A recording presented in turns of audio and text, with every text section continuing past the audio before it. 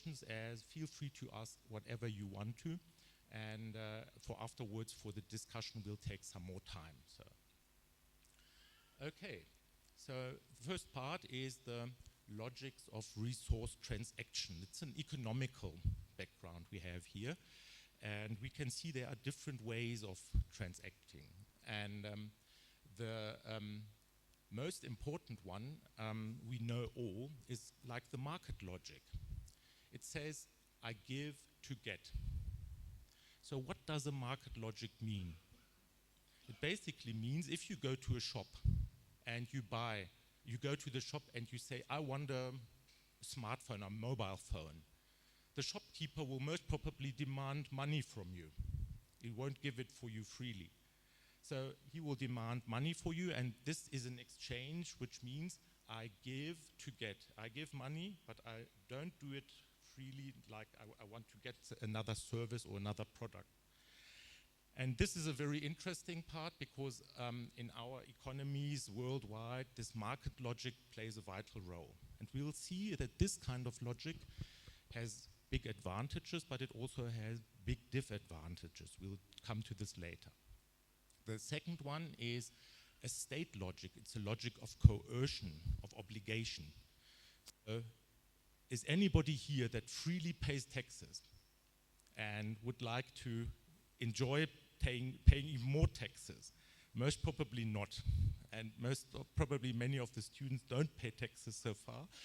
But one day you will pay taxes because that's true for all people all over the world. And you don't do that because you think, oh, I'm grateful for something, but you are forced to do that.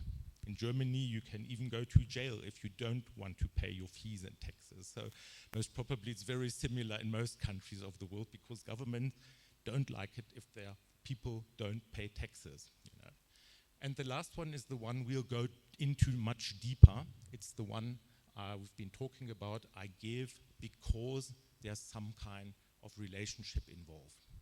All the examples we heard from the students before, they are very much into this part because you didn't give people that are hungry and have no shoes because you felt they're gonna pay you back. Actually, you knew they're not gonna pay you back. So this is an interesting fact. Why do people give though they know they won't get a payment back? That is very interesting because that's the base of community. And that's basically why fundraising is not about only getting money, but constructing engagement, community engagement. Let's look at each of these transaction modes a bit more in detail. The market logic is a calculated logic. So what does it mean? If I go to the shop, the example I had before, and I want to buy a mobile phone, what would you do if you know the shop next door has the same mobile phone, but it's cheaper?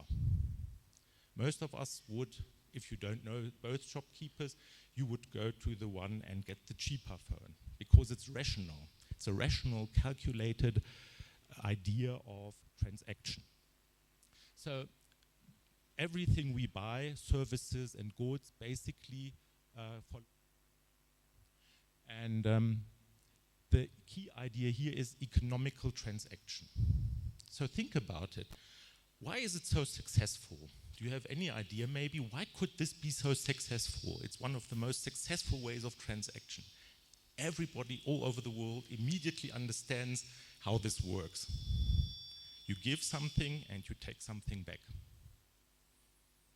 Have you any idea? There can't be a right or a wrong answer.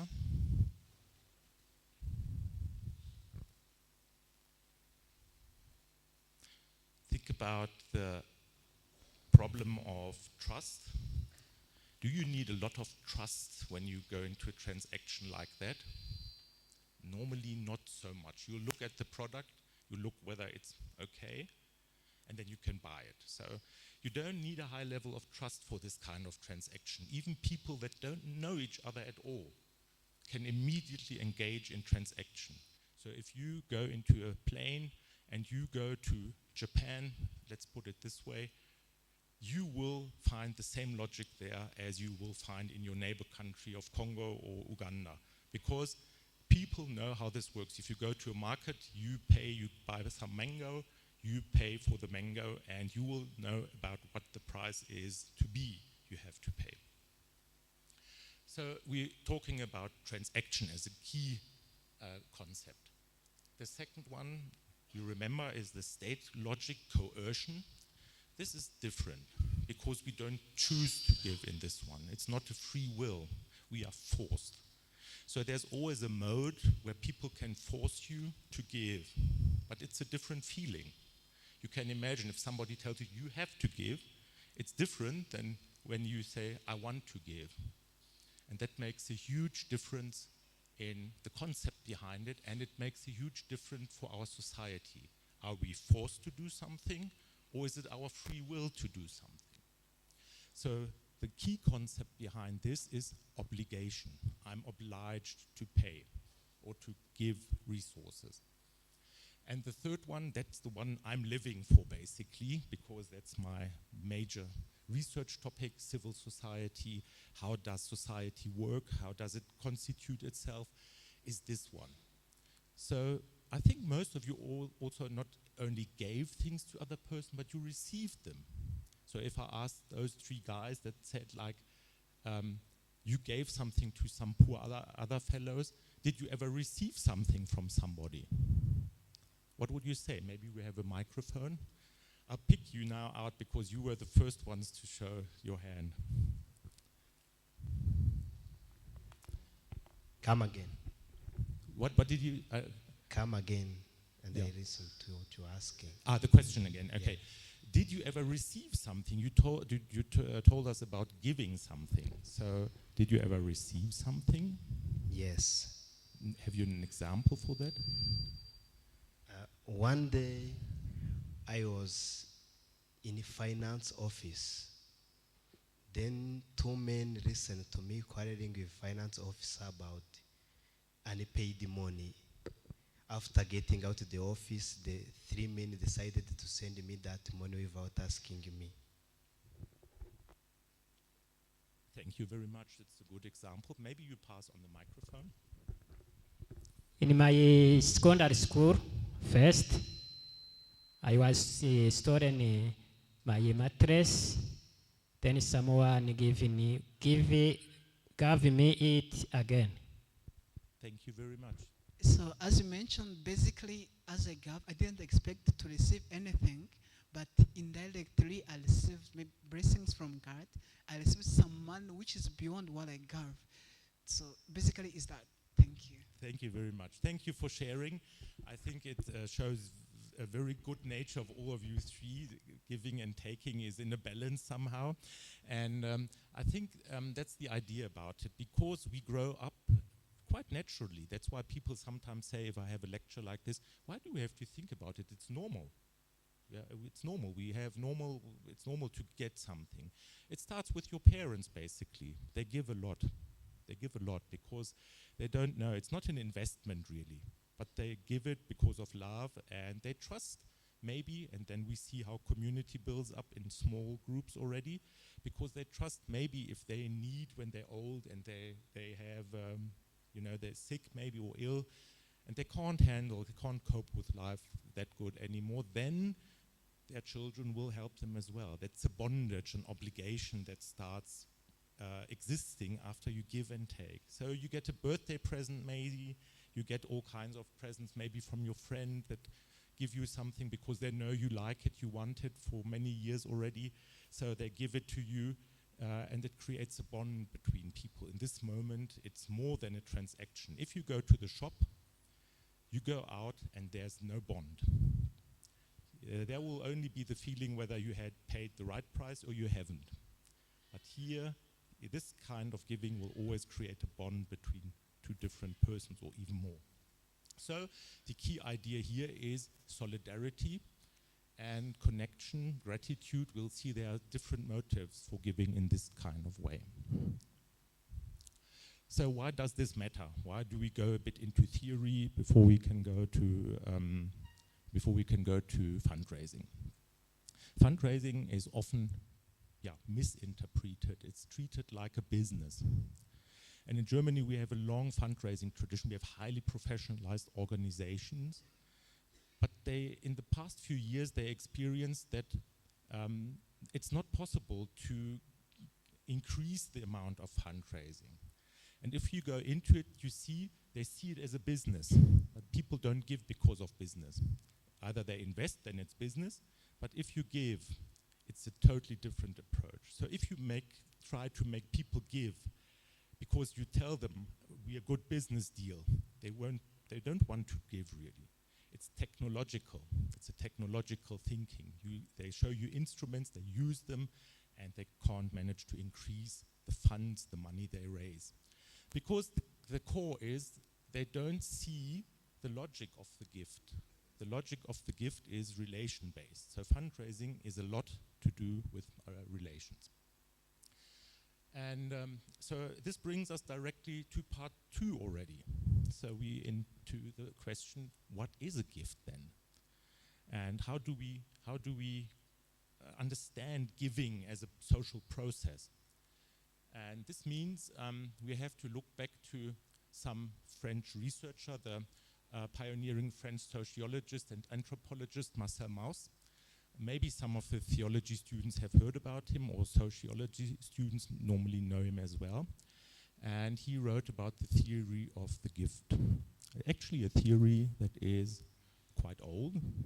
And when we took it out again, old theories can be very vivid in the modern times again. They can be revived.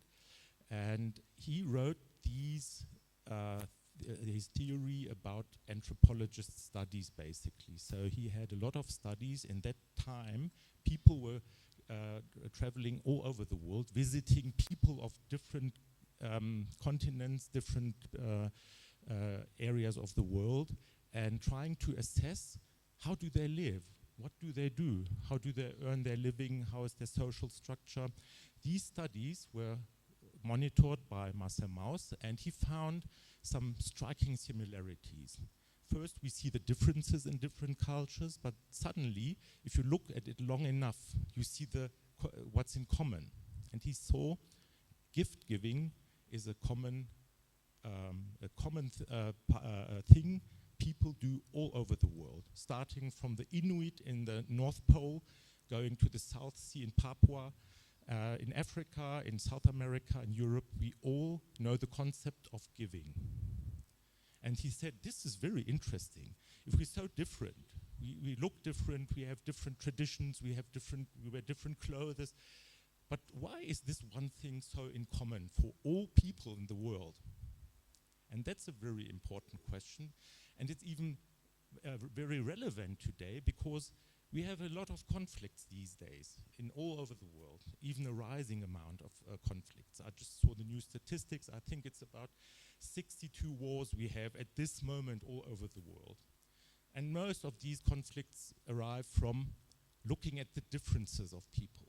So this is a concept that integrates, and it shows we have something in common. And giving is one of the very common concepts we all share. So we'll look at some examples later. Marcel Mauss, if you ever want to read him, he wrote in French, so for many of you it might be as a mother tongue or secondary language might be interesting to read him in French, but he has been translated basically into every language. So now let's look at some examples of giving. The first one, very old one, is the religious sacrifice. So why would people sacrifice, maybe in ancient Greek or even much, much longer before, why would people sacrifice to some gods? What is your thought on that? And again, I think this is a question that is more into theology than into other disciplines, but maybe other disciplines, pedagogy also, you also might have an idea about that. Why would people sacrifice to whatever god they know in ancient times?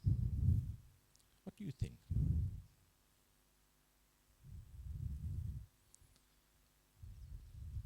Yeah. Yeah, that is the idea which is coming into my mind. Yeah. People were committed to sacrifice. Even today, some people are committed to sacrifice because they wanted to maintain good relationship with God or another supreme power. Absolutely right. They want to maintain a good relationship. So also here it's about relationship already, you know. And of course the religions are very different over the years. So the Christian religion, it's not about deal making in Christian religion really, you know. It's like, but in former times, yeah, they wanted a good relationship, but why? But what would they expect from that good relationship? It wasn't like only like from being good-hearted that I sacrifice something valuable, maybe a cow or some goat or something, to a god I've never seen so far. That's the good thing about it, you know. But why would you do that? Yeah, I've got a lady behind there.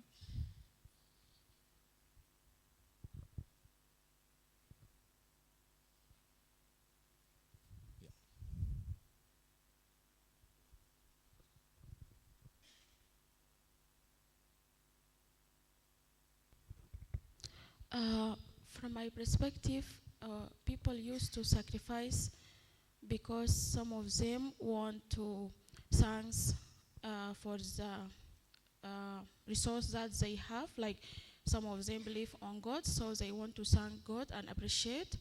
And also because they are compassionate and they like to help other people, like those who are not with them in the same state of economic. And there is also perspective of to not allow the resources be in one side or one hand, like the rich people, or it depends on the type of resource that they used to sacrifice. Yeah. And I think for me, is from a religious perspective, we have it in the Holy Quran. We used to do it in different times according to what we believe on. Yeah. Thank you very much. It's a very good answer you had here. And I think it's, you already mentioned Islamic giving, for example, zakat, but it's not the only. And we know this in Christian religion. We know the Jewish religion knows about giving and the kind of duty. And in former religions, you're absolutely right. Many of the prayers you would give to God were about resources. You know, so it's like, even if you say your health is a resource, I want to stay healthy, I need to get enough food for my family, please, I need more, I want to have many children. Those were typical prayers in many early religions in order to have, to get closer to gods and to, at that time, raise resources in a way. Of course, that's a difficult question. You give and you don't receive anything directly. You have to believe in the process of this. And we also have, of course, other things like communities, because you sacrifice for having a community, like rituals of priests. They constitute communities in all societies, basically. And expressing gratitude also, this is a very important motive. If something really nice happened, people would go traditionally to sacrifice something in order to say thank you to their gods. So this is a very old tradition. On the other hand, from our modern point of view, this deal making is not a kind of good idea. You know, as a Christian, I would say no, we're not making deals with God actually. You know, but it's a very modern, coming from the Jewish religion into the Christian religion and going to the Islam religion as well. You don't really make deals. You can't force them to do anything. And I met a nice old lady from China. She was a Buddhist. It was really funny because for me this is really incredible. And no, she was a Hinduist, which is very rare in China.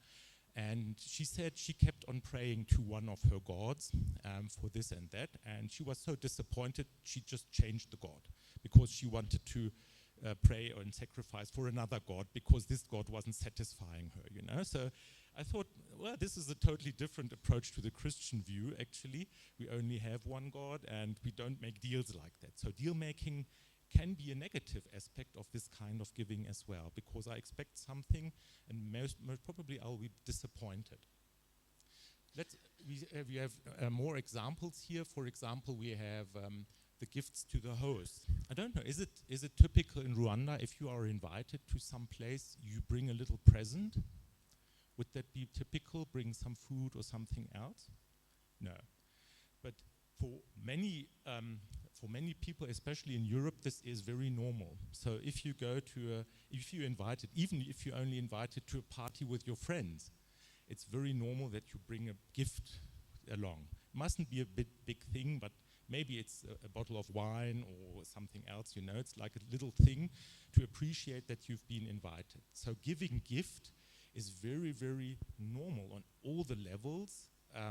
If you're invited, for example, I have here a very interesting picture of Christopher Columbus, who was said to discover the Americas. And he always brought some presents for the Indians that used to live in that place. And this established trust in first place. So this was the first step to establish trust.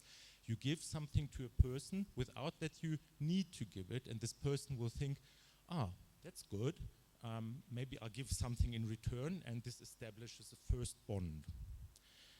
This is another example of a German minister and an Algerian minister. The Algerian minister comes to visit Germany and he brings a present. That's very normal for statesmen all over the world. If they come to visit you, they will bring a gift for the host. We'll see that this is a very typical way of giving as well.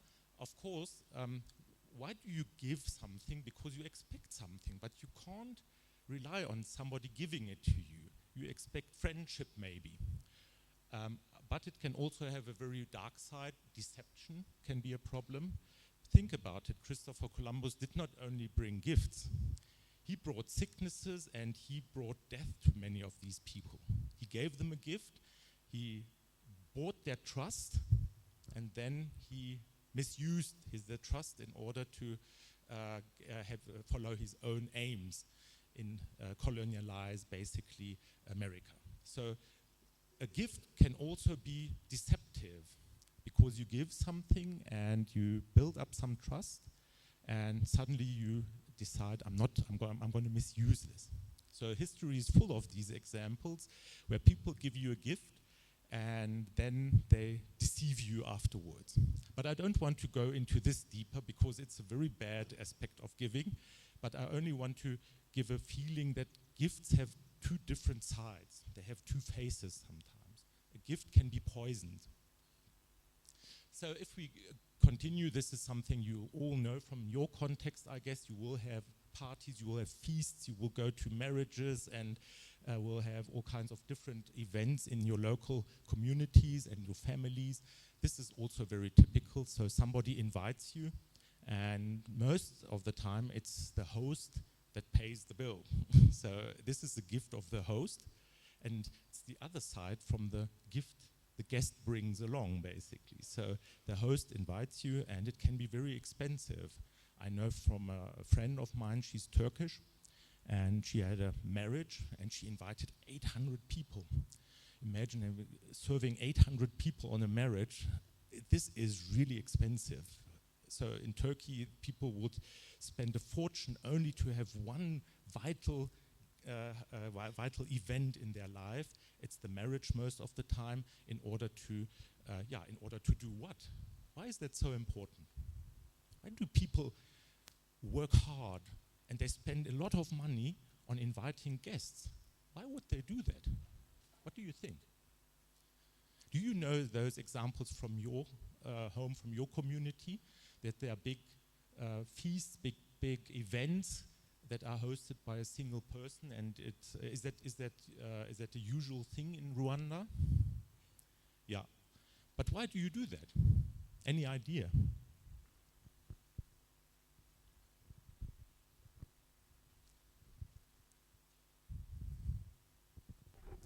I I was always good giving student parties, actually, and at that time I had a lot of people invited to my student parties, and I only understood many years later why I did that. But I felt it's good. Yeah. Yeah. Thank you. Yeah. My name is Alexis. Here in Rwanda also, they used to give a gift in some ceremony like wedding ceremony. Sometimes it is a symbol of appreciation. Spouse, male and the wife, they can give gift to their parents as a symbol of appreciation, and they can give a gift to their friends.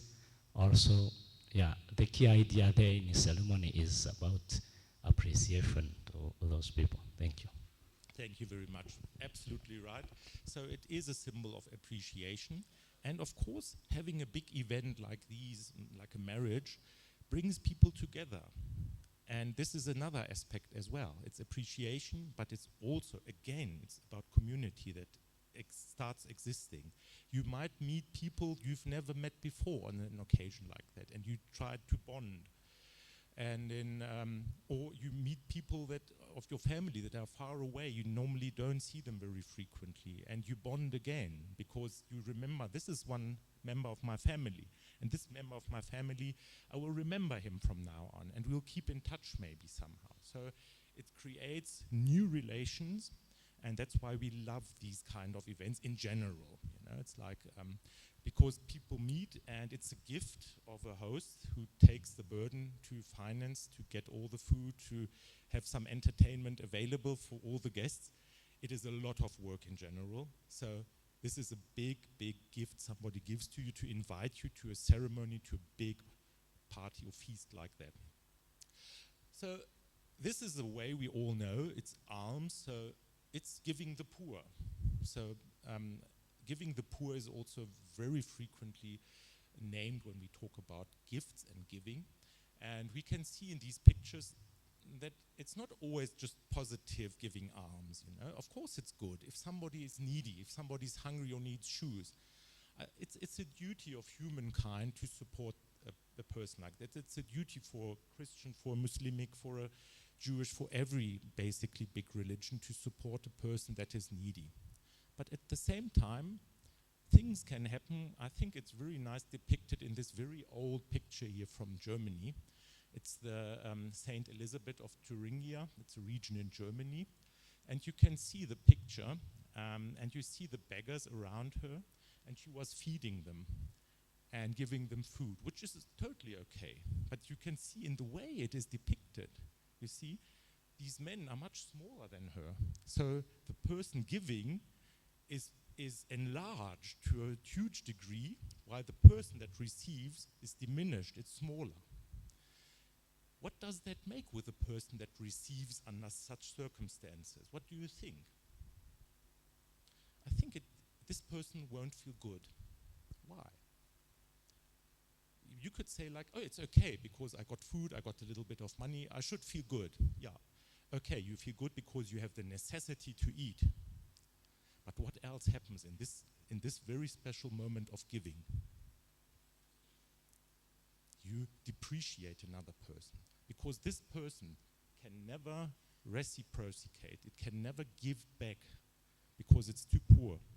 So giving is also about establishing hierarchies. It can be establishing hierarchies in a society as well. If I give greatly, I'm very generous. This is good, but it can make other people feel small because they can't give back. And things back, it will make them helpless. So alms especially are good. They are very important pillar of all the religions. But as you see as you can see in a pedestrian zone in Germany, I took this photo here.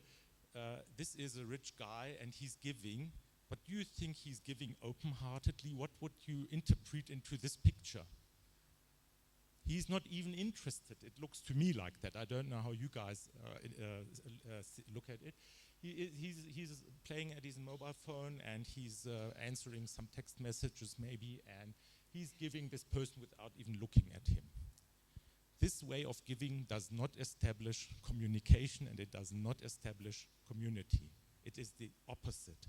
It establishes anger, it establishes different feelings of being depreciated, of being less value than others, because it's the way of giving is so important. It's not only whether you give or not, but how do you give. It's very important. Two last examples for other forms of giving, and then I think we grasp the concept. There might be more. It's the patronage. So we have people that are very rich, and they pay for the patrons, and they pay for maybe artists, for musicians, and they pay their everyday's life in order to make them focus on art or maybe on making music. It's a very old tradition dating back to ancient Rome. This is Gaius Cilnius Maecenas, who is a very old Roman guy. He would be much richer than Bill Gates and Donald Trump together, basically, in our days now. And he established this system. And this system works until today. It maybe even works on this campus. It works in all kinds of different areas, because there's an organization or a person that donates money in order to keep up an institution. Like in South Africa, there's a Museum of Contemporary Art of Africa, a very, very impressive museum, which is basically donated by one person. So this person donates it, and they build up a museum with very impressive African art. And also this is good, because it enables people to do things they couldn't do without that support. But on the other hand, of course, it is patronizing as well.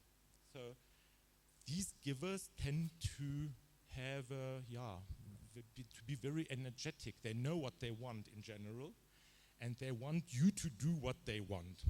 So you can't just take any exhibition into a museum like that. If the donor, the patron, thinks, no, this is not what I wanted, then he will put pressure on you. Don't do that.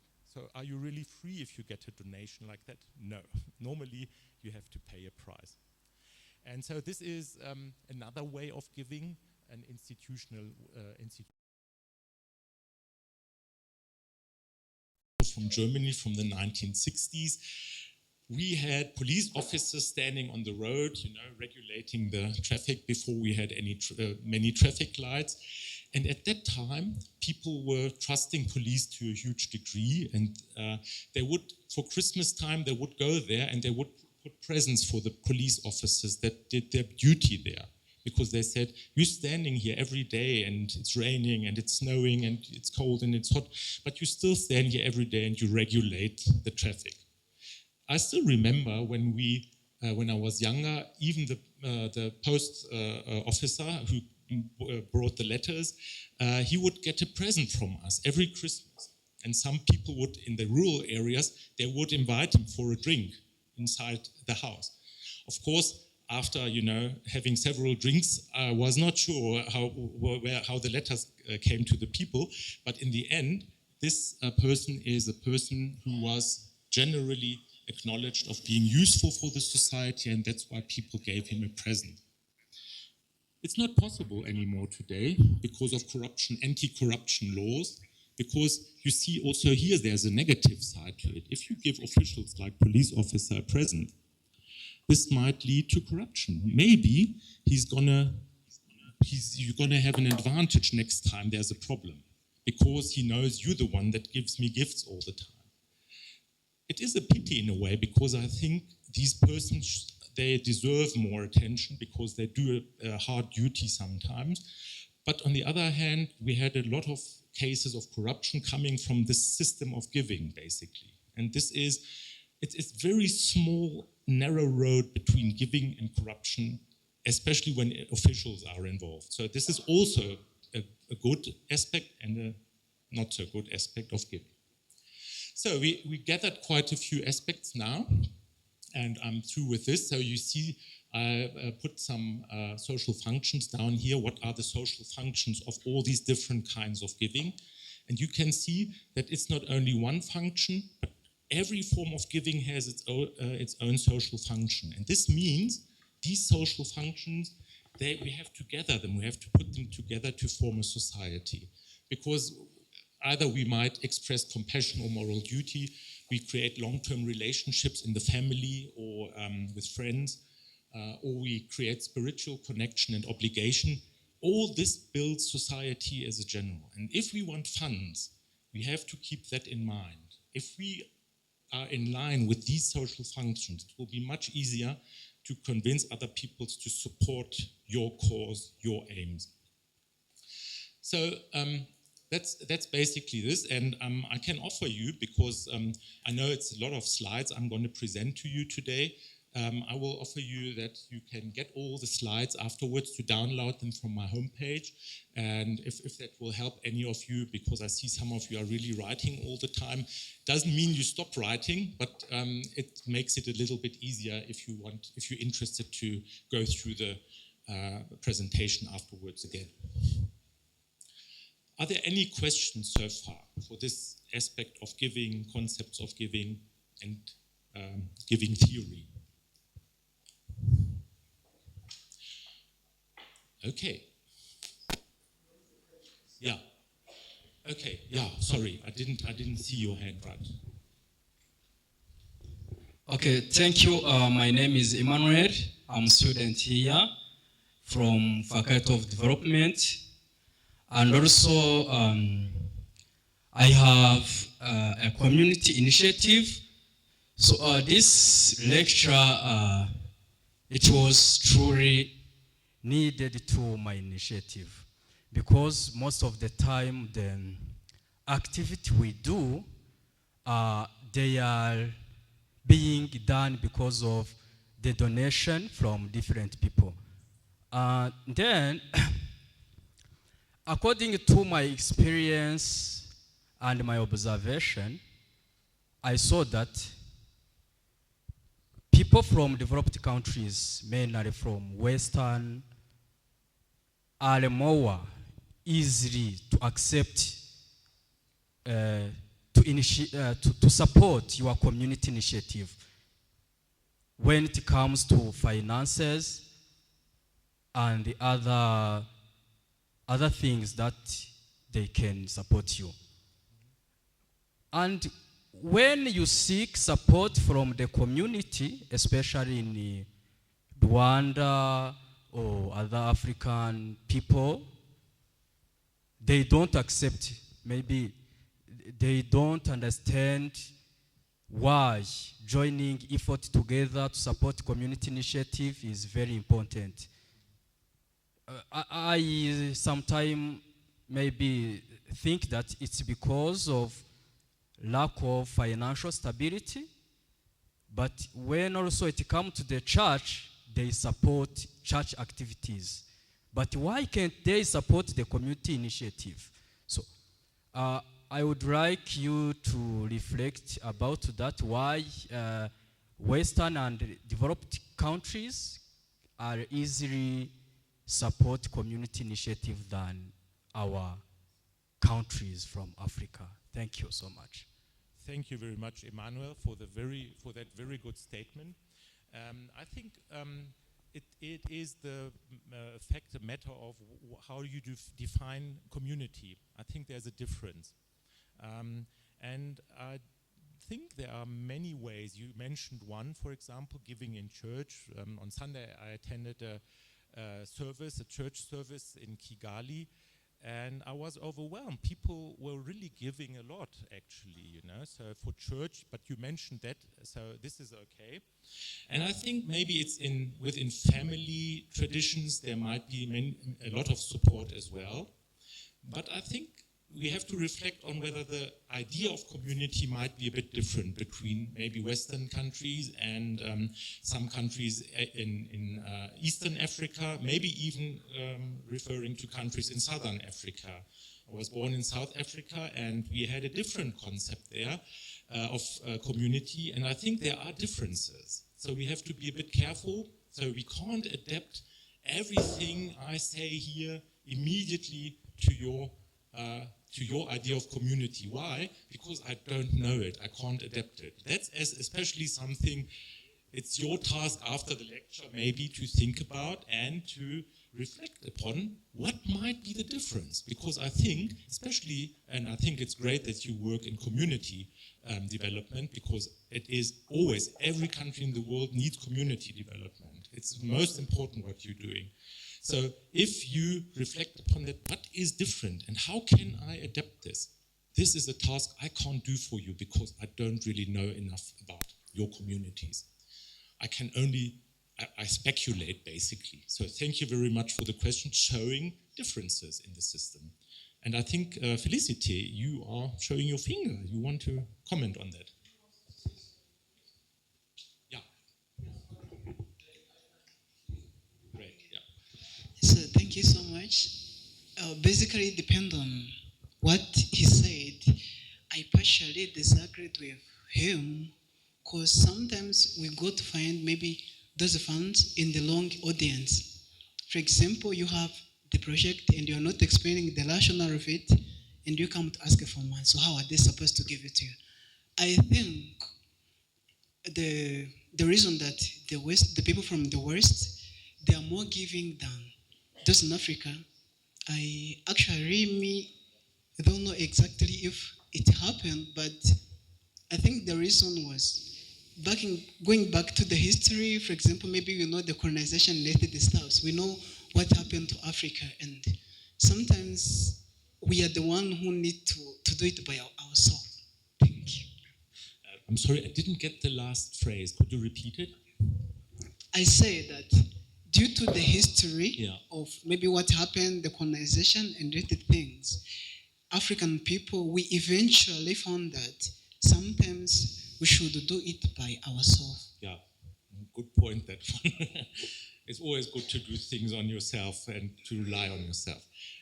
Felicity, and then I have another student over there.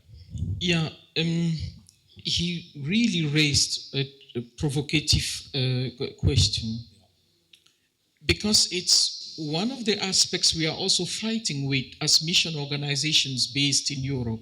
At the same time, we do not want to rely on European churches anymore, but we see that Africans are in following. We have members, we have figures, we have the United Action, and we see that the Africans are almost not contributing. We always have to find means of getting them, give the money. And it's curious because we say in sub-Saharan Africa, we are grounded in the Ubuntu principles. We live within the community. We do not exist as individuals. We are bound to be together and therefore to support one another. When did it disappear? What happened to our sense of togetherness as Africans to engage with one another? We engage now so much with words. I will pray for you, as if it's your prayer that knocks at God's door and mine doesn't. And we fail to mobilize ourselves also materially, financially. I think there could be some roots also with the colonial movements, where we became receiving communities. The European churches came with an idea of superiority, and we thought it's just okay because we don't need so much effort. They come, they construct the parish, they build the parish house, they create the school, we go there for free, and therefore we lost sight of our identity. Giving is something corporate for the African identity. And if we are losing it, we are out of the track. I think so. So as you say, it's really time when we question ourselves what happened. How do we reconnect with our African being of being together, feeling together, struggling together, finding solutions together outside the receiving mentality with which we were unfortunately constructed after the period of colonization with missionary work that also helped a lot in, giving us a fake perspective of whom we are exactly. So that is where the distortion on giving comes from, and where we still find it difficult, from my perspective, to mobilize resources or to just participate. Even volunteering is not something that is common here. People are like, why will I go and waste 1 year? Maybe people are a little interested now because they are going to another country. They are going to Germany, they are going here and that. But if you tell someone you volunteer here, he will tell you, no, he doesn't need that. But maybe me, I also do not need that. So it's just a little contribution from a historical perspective. And actually, we have another word here. And actually, to just give a follow-up on that, I think it's a very, this is really a very good idea about what can happen if you only receive for a long time and you are disempowered. It is a part of colonial strategy. It was a part of colonial strategy to give and not make it possible to reciprocate, to give back. Because it's like the alms, the pictures we saw. It will make you small.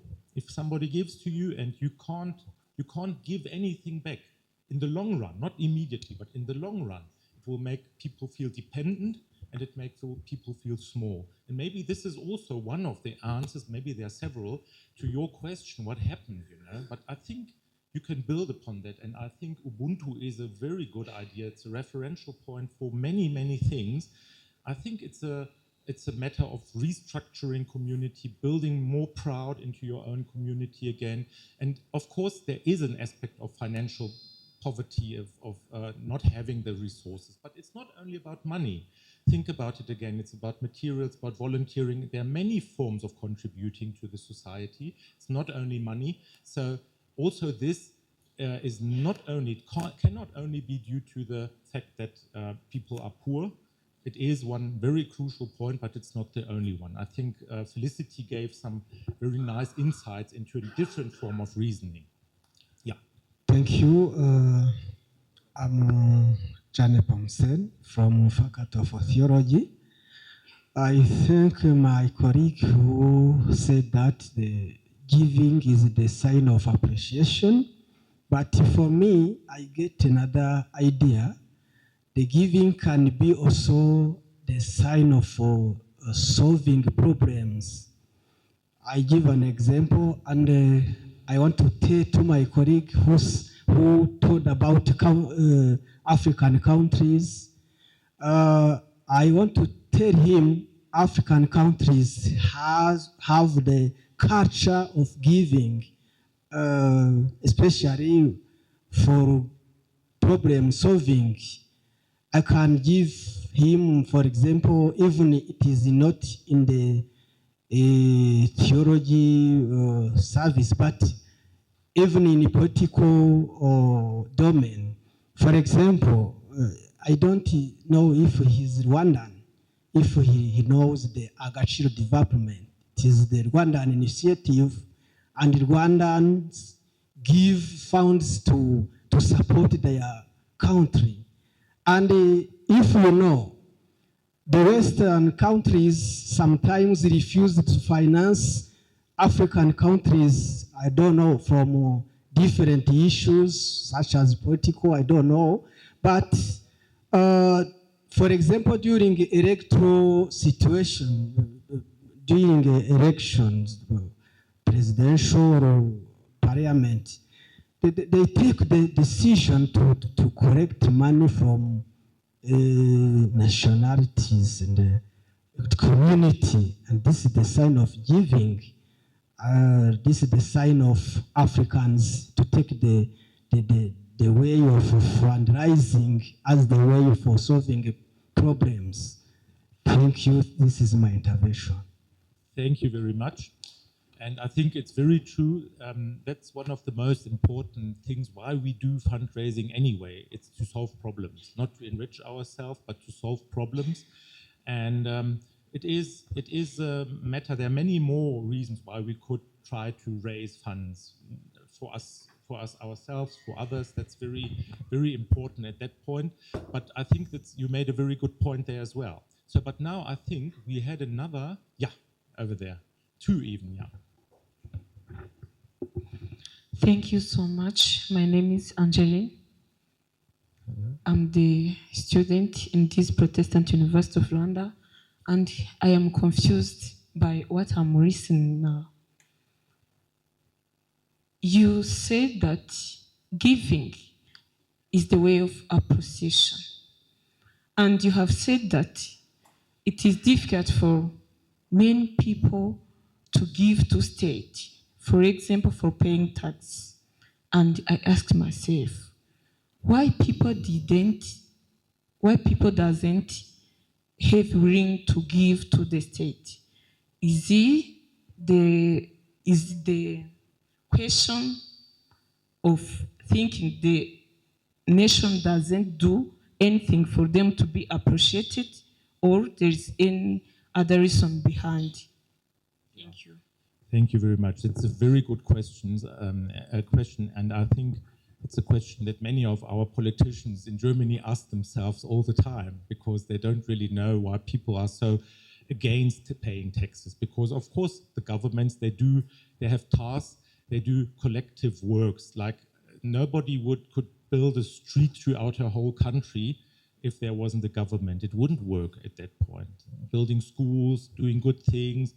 And I think the answer is very easy. It has to do with our human. We see the advantages of that. We know the advantages, but still at the same time we feel a bit, why are we forced to do that? Because I think it's the mode of doing it that causes resentment in our hearts, maybe, because we are forced. We have to, no matter whether I have the money or I don't. I spend the money. If I have to pay my taxes, I have to pay my taxes. So most probably this is one aspect. And traditionally, people wouldn't pay taxes. If you go back very long in history, there was no tax system. And even for the old Romans and Greek and for the big Arab dynasties, it took them ages to introduce taxes because people were very reluctant to pay taxes. So this is a good question. I can't answer it for Rwanda again, but maybe it's a beginning to reflect upon whether people in Rwanda like to pay taxes or they don't. I don't really know.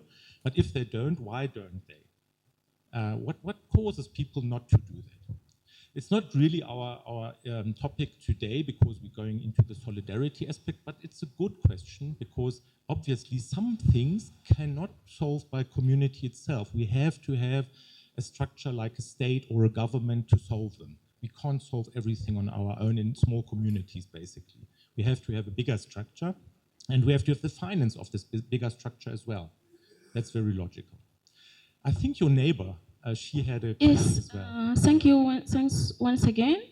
I would like also to mention my name is Mona Malik, and I represent PC student year 2. So I also confused as my friend here.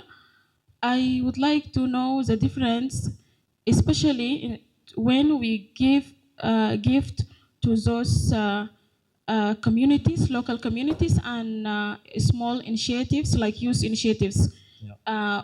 When we said we will give them a gift, I think that is a direction.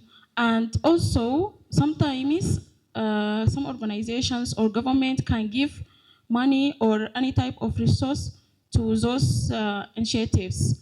If we are talking about gift in the way that they're giving those initiatives, I don't understand the difference between while they are giving them gift and while they're giving them the resource that they commit to give, because they have policies and also they have treaty and different agreements to develop their countries and also to improve the skills of those youth. So while we are talking about gift, may we miss? I don't know, but there is an intersectional between those, how we can separate between the gift and also how we can, and the type of the resource that we give them, because this is our role and our duty for those nations.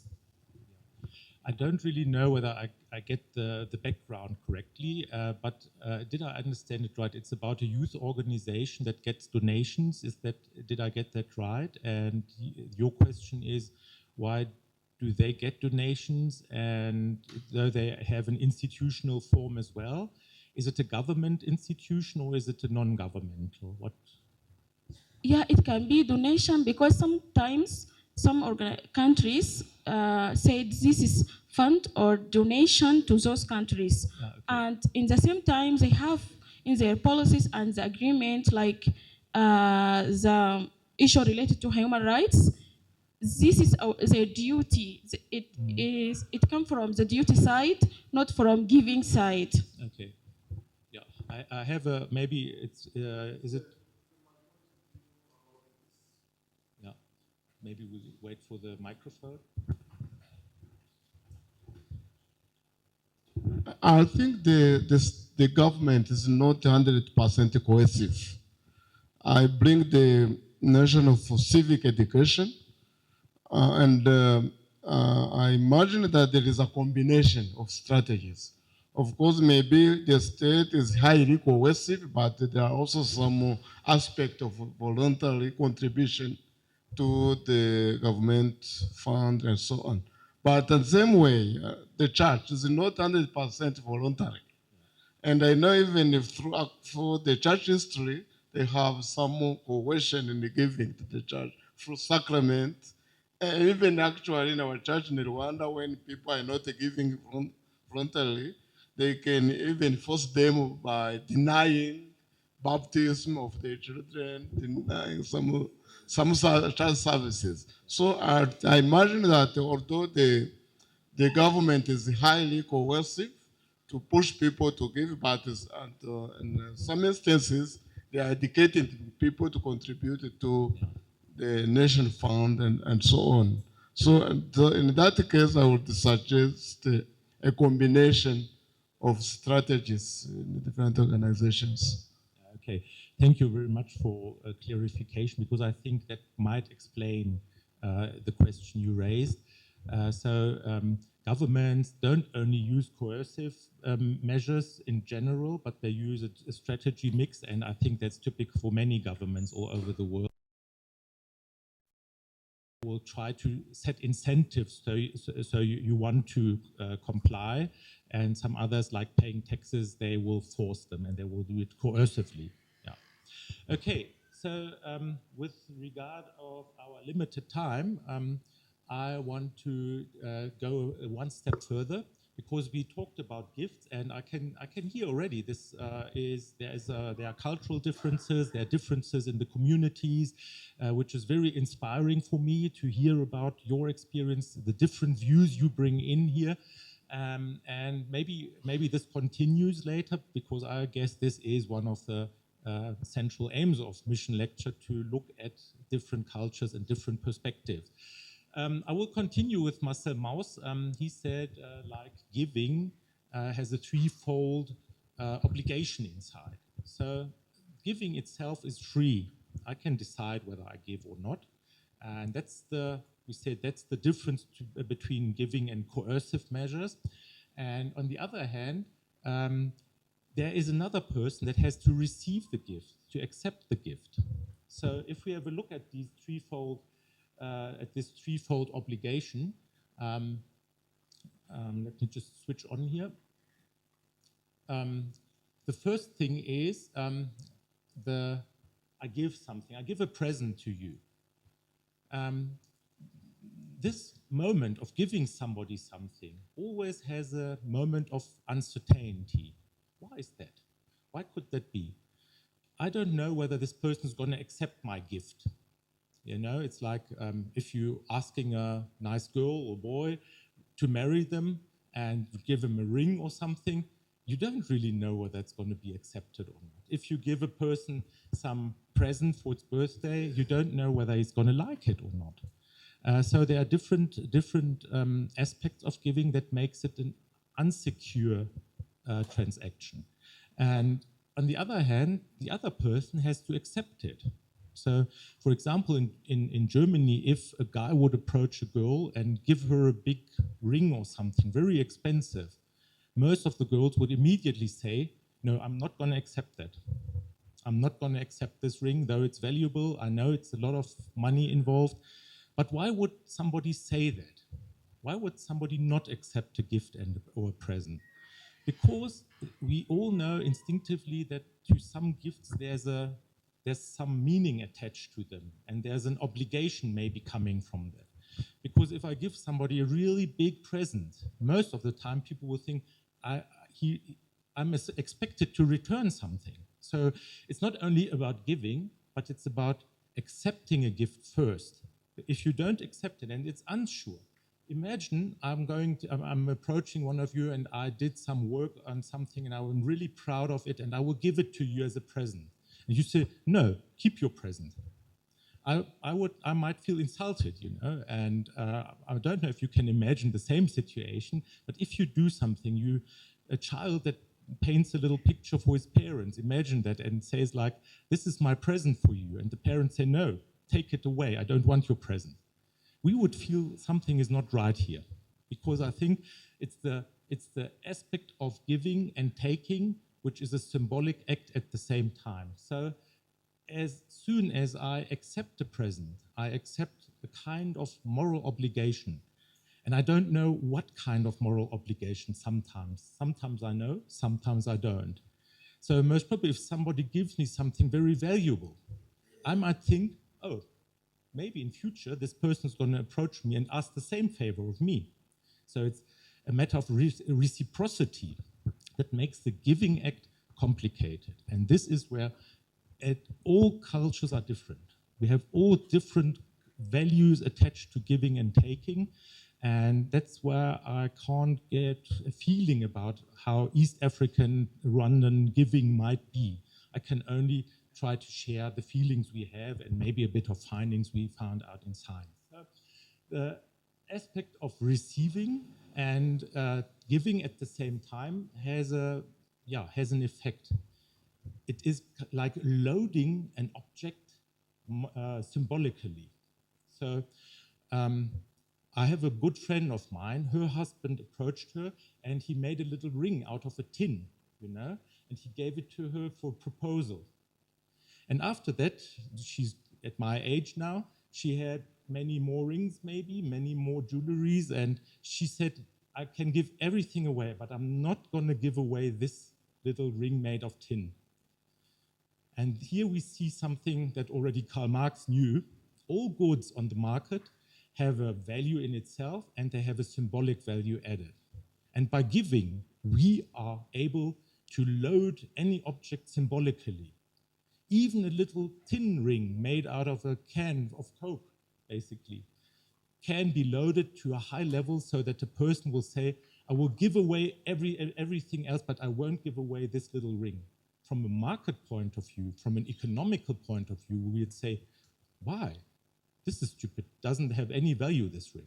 But we are humans, and so the symbolical act of giving and taking and accepting the moral obligation related to it has something, and well, I shouldn't talk about that as a scientist, but it has a little bit of magic in it. We are kind of magicians while we're giving, because we can load up to a certain degree symbols in items.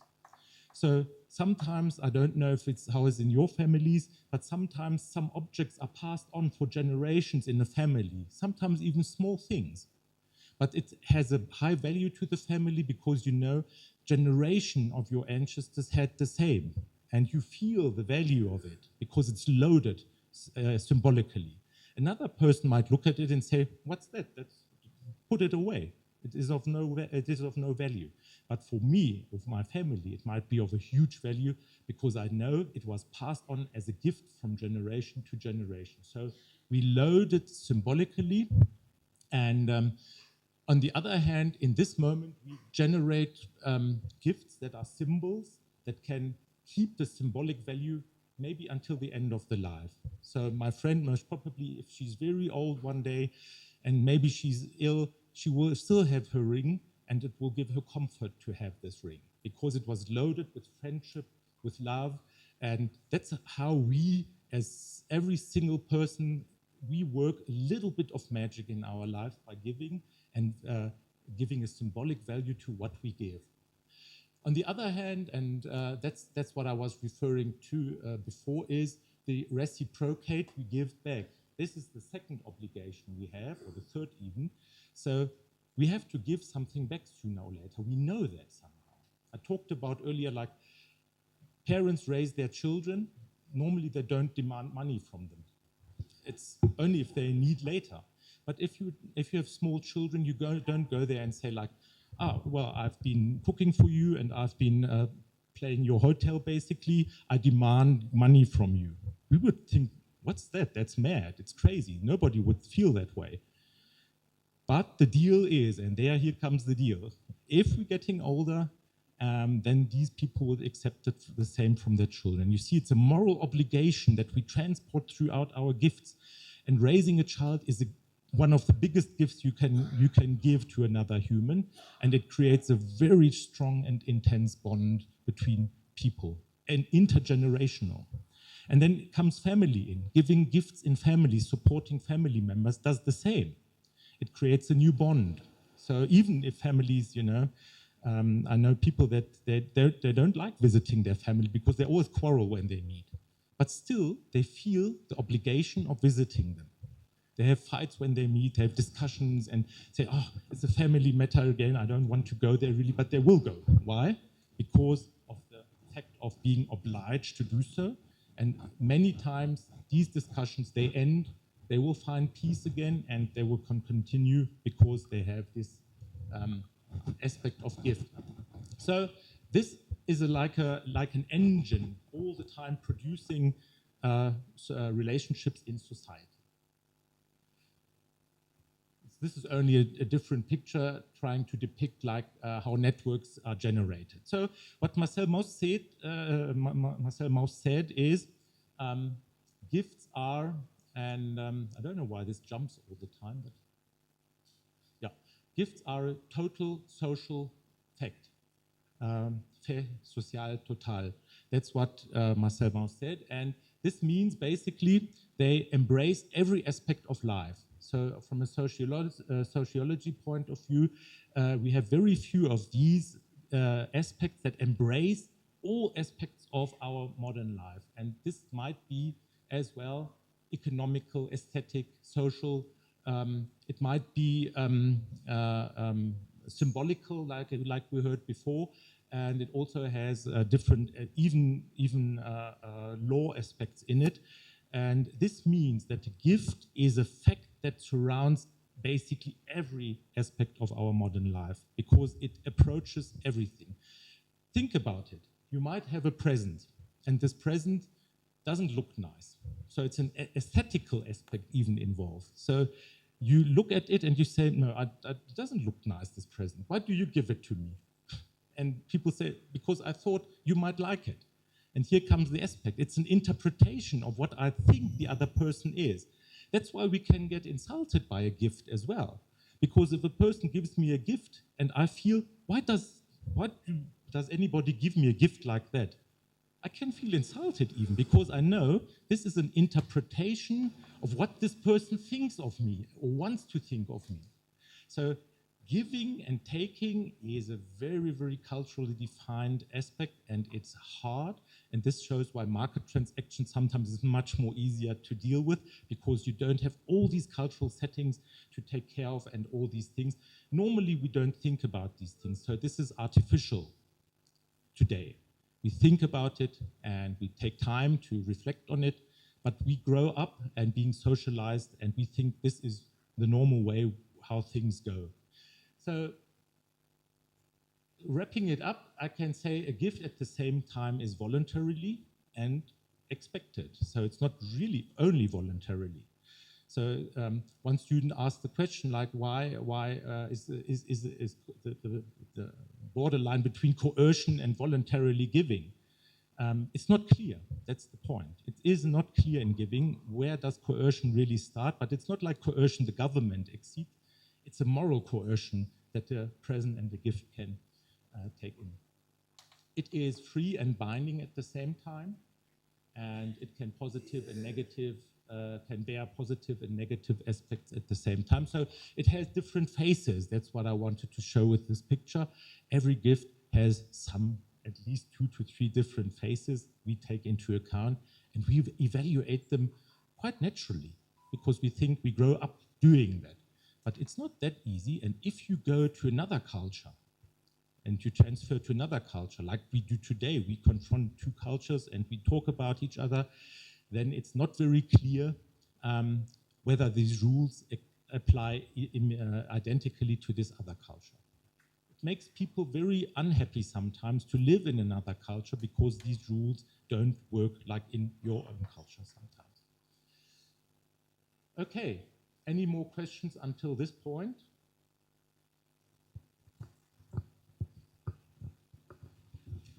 Then we make a total shift, go away from the theory and look at the practice. So we want to look at the practice now, the practice of fundraising. I brought a few examples. Of course, you can study this for 2 years, basically. We have study programs that do that for 2 years, for 3 years, for 4 years. So if this is a crash course, we're only going to be very superficial on this.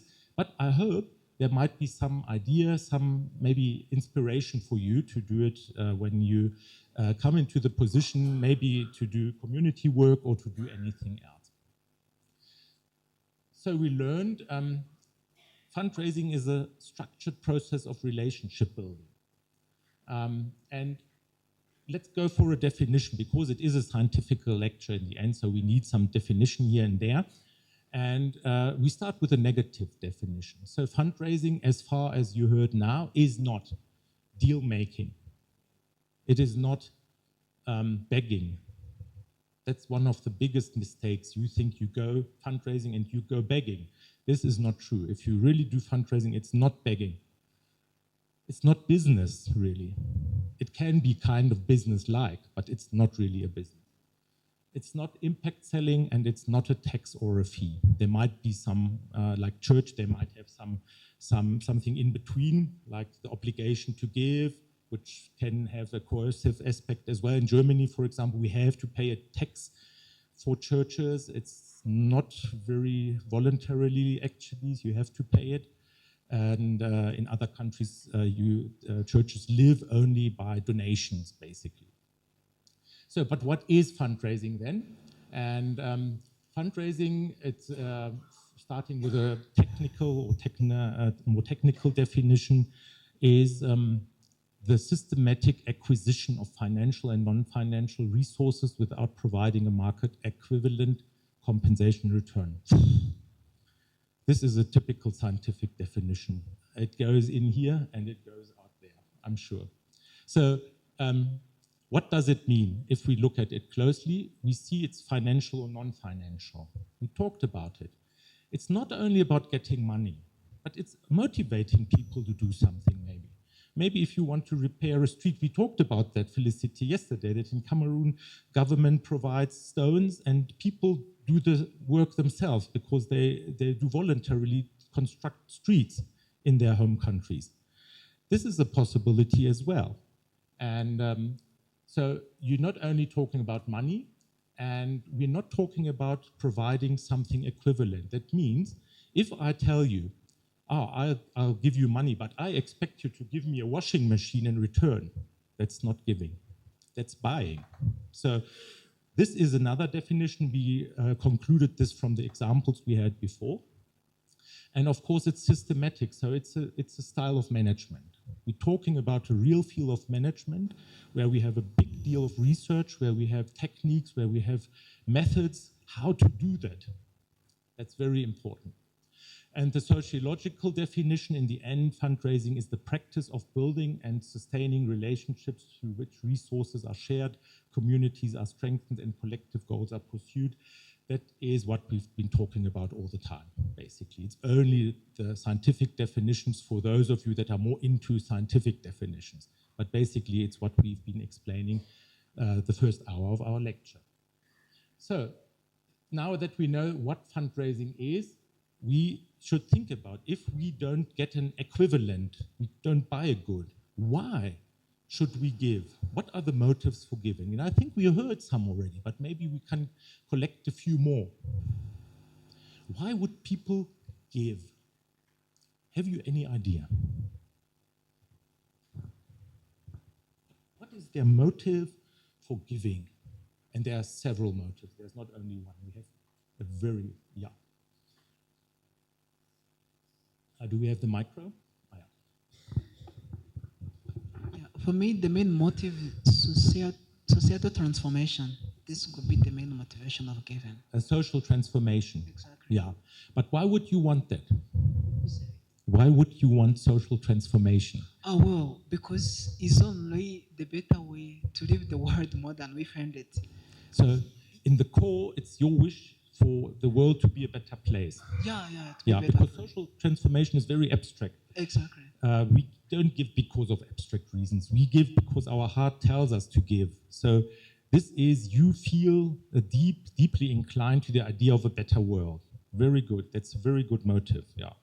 What else? Yeah, we have a hand showing up over there in the back.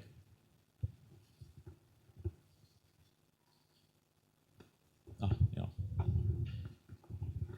Thanks again. Other motives of giving is love and being sympathy.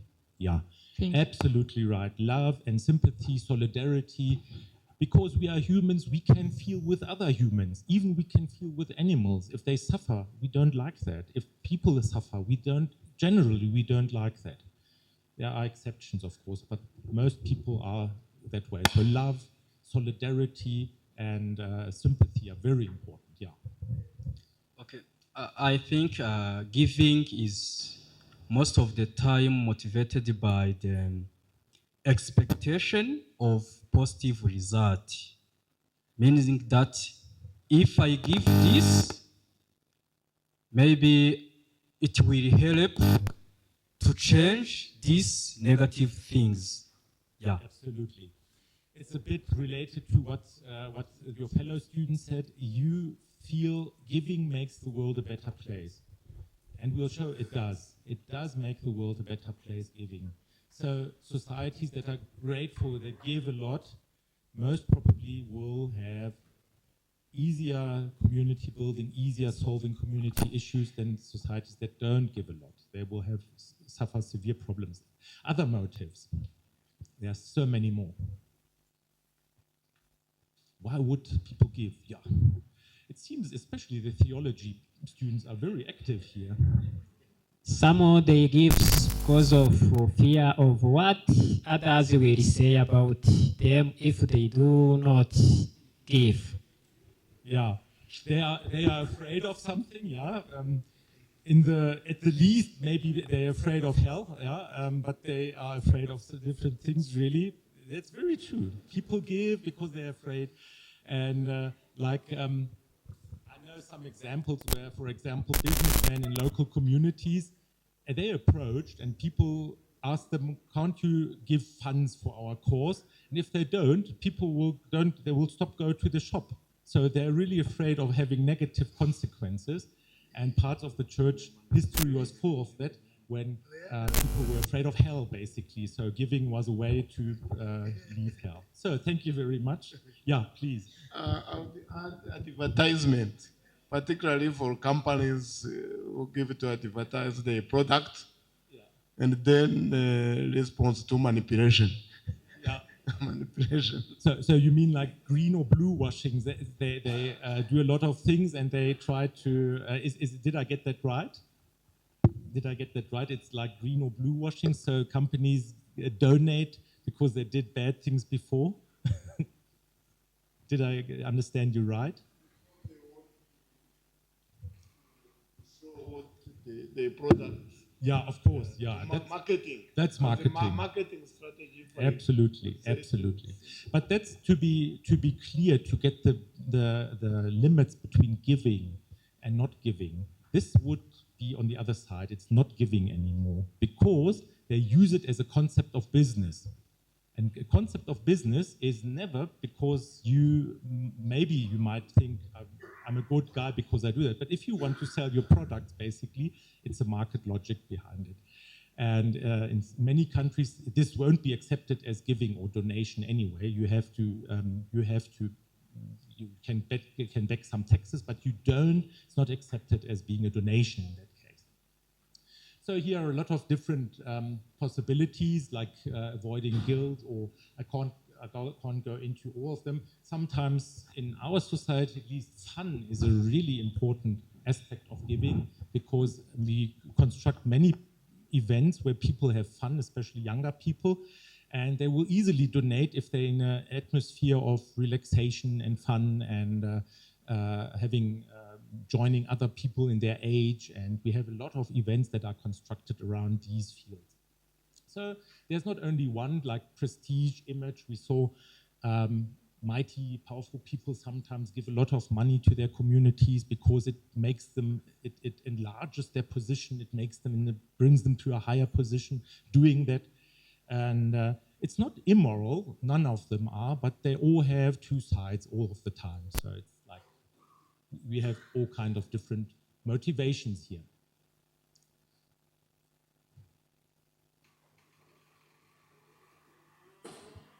Or maybe the battery is weak. I always have to wait a little bit. Is it possible that the battery is a bit weak in the presenter? Yeah. Okay, so now we have a management cycle. That's, I said it's a crash course, so it's going to be very fast. And we're going to look at some different steps. How can we identify and how can we address a certain issue or a certain problem we need to solve? Some of you said it's about problem solving. Yeah, it's true. Some of you said it's about making the world a better place. True as well. But the first step is always to understand, why should anybody give us money, and what is what I intend to do? What is my aim? I can't go to a person and say, I need money. And the person says, what for? And I said, well, let's see. Nobody will give me any resources for that. But if I address a certain kind of issue and a certain kind of problem, I can continue. I can go on and I can look at what kind of community is this in. Is it a community that will give for this purpose, or won't they give? Do I have to address other communities? How can I find my target group, as we say in marketing? So we go along this little circle here. We have to define groups to address them, because we can't address all people at the same time. We have to singulate some groups and we focus on them with our message, because basically one of the big problems is if you try to address people, you address everybody and nobody will feel obliged to respond, because the message does not fit the group you are addressing. You have the message to develop, then we have some different tools, and of course at the end there is some thank, and if it's a good cause and people like to support it, maybe they're going to support it again. Sometimes it ends with one of these cycles, sometimes you have several of these cycles.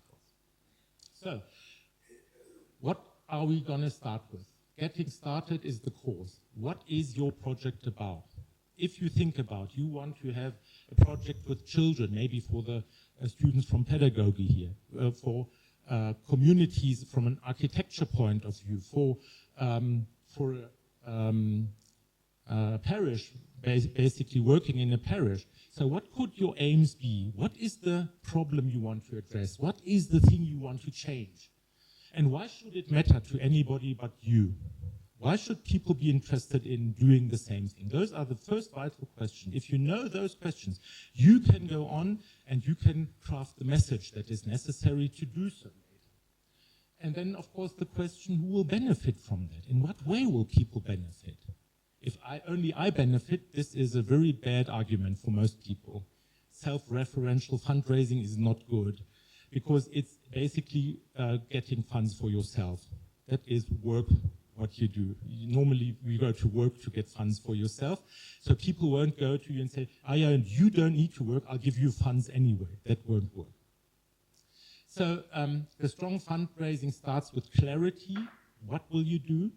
It has to be relevant for people, for those people you address. Other people won't support it. It's very clear.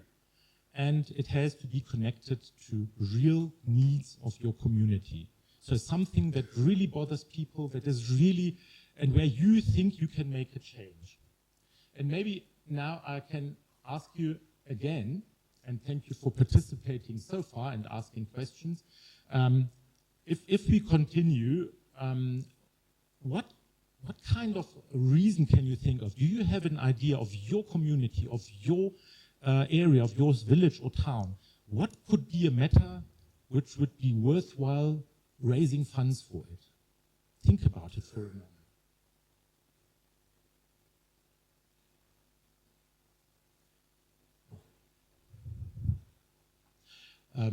Maybe you can just skip it on the laptop.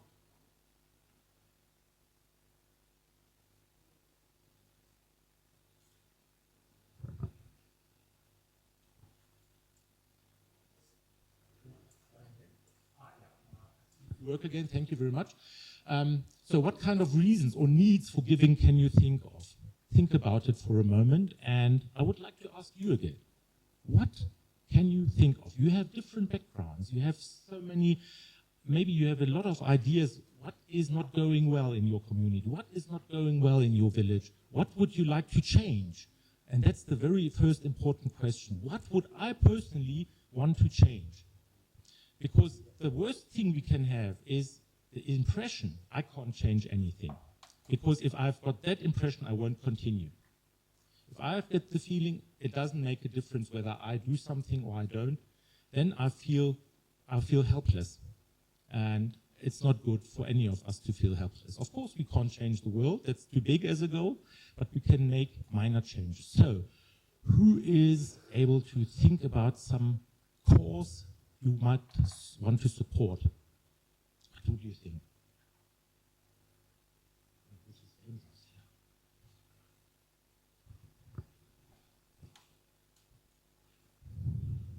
Have you any idea?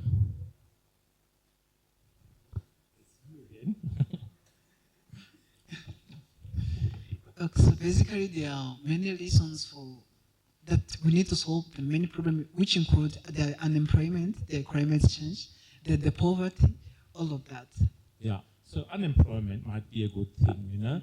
That's a good point. We'll see an example later from Uganda, where they had a project against unemployment, and especially for vulnerable groups, so people that are really not able to easily get integrated into a labor market again. But this is a very good point. Where could you start with a point like that? Or is there another suggestion? No. Okay, we were just getting the micro. Where could you start? Think about it for just a second. What could be the beginning of fighting unemployment in your neighborhood or in your region? Is there any idea? It's a complicated question, this one. It's not easy to answer.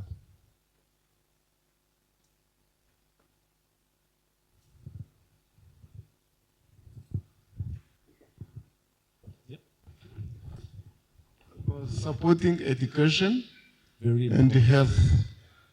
Yeah, absolutely. The first thing we have to ask, why is there unemployment? And it might be people have no education for having a certain profession, for example. Then education might be the key. It might also be there are just no jobs available. People have education, but there are no jobs.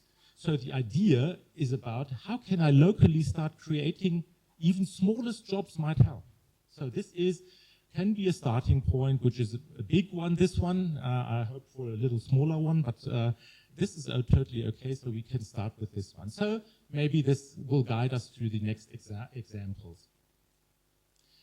So after identifying any need, we continue and we have the idea of getting target group. Now, what is a target group? A target group is a certain group I want to send a message to. I want to apply for giving funds to me. And as I said before, you can't take all groups and take a message. It's a huge difference whether you approach man or woman, whether you approach elder generation or younger generation. People don't have funding. Some people are very poor. They can't give any money. Many people are poor in many regions, and some people are very rich, but they maybe they don't feel like supporting the local community. So this makes a big difference, and it's not easy. I don't say it's easy, but I say it's possible if you get the right message to the right group. So all these groups, I don't want to read them all to you, but from students to religious communities, they could support whatever you are into. So going to your local church parish might help in your project fighting against unemployment if you have a good idea, because maybe they can raise resources within the church, within the services. Maybe they can address even foreign supporters from other parts of the country, or even internationally, only to foster your project. And each of these groups has different motivations, capacity, and expectations. So our aim is to separate this big group into maybe 1 or 2 or 3 small groups that we can deal with. We can't deal with a whole village or a whole town. So in the beginning, even it's easier to just choose one target group to get the idea of it. So we call it segmentation. And this is what, for example, Sina's Institute did like for a world segmentation program to divide people into certain categories. And they tried to do this for especially the southern hemisphere of the world, because there are some differences between the northern hemisphere, Europe, United States, China, and the southern hemisphere, and Africa is again different towards South America, of course. So it's very hard to base anything on this segmentation. But what did they do? They found out that there are high differences in motivation between different classes of people. So they would have lower income and poorer people, middle income, or higher people who have a huge amount of money. And at the same time, there are different attitudes in the society. And they seem to be really similar in many parts of the world. So there are traditionalists. Those are people that, they belong, they have the feeling of belonging, they want to belong to something, they have a strong feeling of authority, they accept rules and norms in general highly. So this is like a very traditional approach. You find these people very frequent in rural areas of the world. Then you have adaptive people. They are focusing mainly on the advance of quality in their life. More and more people in the cities behave that way.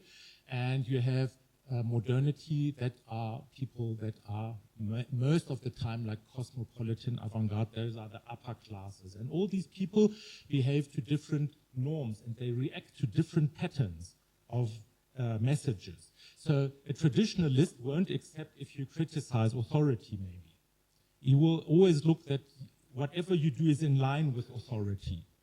Whereas maybe these people here in the bigger cities most of the time, they don't care about what authorities say, basically. They are indulged and self-centered. So if it promises them to give them a good feeling, whatever you do, they will follow you, maybe. So also I read about this, the study, the Zeno study, really intensive. They said like all over Africa, you can see a separation more and more, and especially this middle class group growing highly. So these groups here, they have money. Those have they have less money, and in general, these people don't have a lot of money. So if you're in a region that is traditional rural, there's not much fundraising, not much money available. That is very frequently the case. So you have to think about, if you approach these people for money, they won't give it because they don't have it. These people have money, the modern establishment. But if you go to them and say, unemployment in my little village is high, so what can we do? They're mostly not interested. So how do you find the right target group here? And since this is very abstract, I brought another one, which is easier to understand and to transfer on local communities. So this is, we have different groups which are faith-based givers. Those are givers that are, they cling to religion. It can be Islamic, can be Christian, all kinds of religions. But if a priest or a pastor tells them, yeah, this is a donation, we need your help to support, then they will follow as far as they can, of course. So this is motivated by religious beliefs and morals. So most people know people out of this community. The second community is community-oriented itself. It supports causes that that benefit their local community. So this might be really interesting, these first two for your project. Because if you convince maybe people that are religious that this is a very important task, you can approach them with a moral argument, with an ethical argument, helping people. These people, as some of you stated before, they are interested in bringing along the local community. It's not about church, it's not about morals or anything. The third group is driven by success and progress. Those are people that generally they have a good education, they strive for education, they want to have a higher education and a higher income. They are, again, totally different. They will support a cause when they see this is going to be successful. If you tell them, I'm going to participate, but only if it's sure that this is going to be a success. I'm not going to participate in anything else which might fail. This is a totally different attitude. We have network-based supporters. They are driven also by community. And this is why community is very, very vital for fundraising, because these groups, they try to give back sometimes. They feel they're at home. Alumni clubs for universities or schools, they tend to have like an idea of giving back. So I went to university, this university gave me the possibility to be successful in life. I want to give back so other students can benefit from that. And they will look to their own networks and they will guide their own networks basically. And then we have pragmatic supporters, and they do things, would we say, like that's human understanding of everything. It's just like everyday's logic. If they think this makes sense, they might support you. If they think this is nonsense, it doesn't work, they won't support you. So it's more reasonable people that are very clinging to to stability and very clear results. So these groups you can find, not all of them are very clearly shaped. It's very hard to segment target groups like this. But again, all these groups, if you know of them, you can find different groups and you can address them differently. You will craft a message different for a faith-based giver than you would craft a message for a network. So this is basically the message we're talking about, yeah, as soon as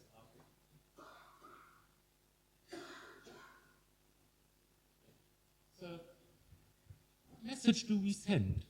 This is the last part, or not the last, but the forelast part of it. So what is the problem? Why does it matter? What will change if I do my project? And the last part, how can I be part of it? So the message we're looking for is we want to do something so that something else happens. You can be part of this by doing this or that. And that's the answer. Basically, that's the basic message for every big fundraising project. What's the cause we want to? What do you want to do?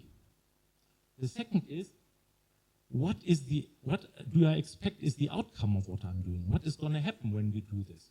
And the third is, how do you come into my project?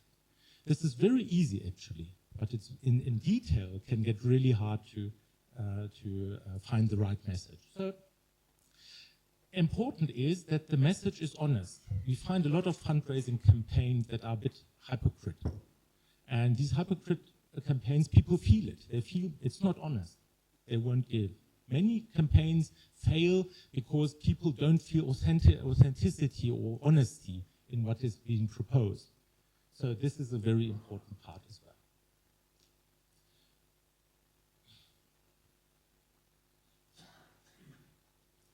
So think about the course your fellow students said. What could be a message you would craft to convince people to support a project, a local project to educate people that have no education so far in order to decrease unemployment? So what could be a message? Maybe since it's your project, I ask you again.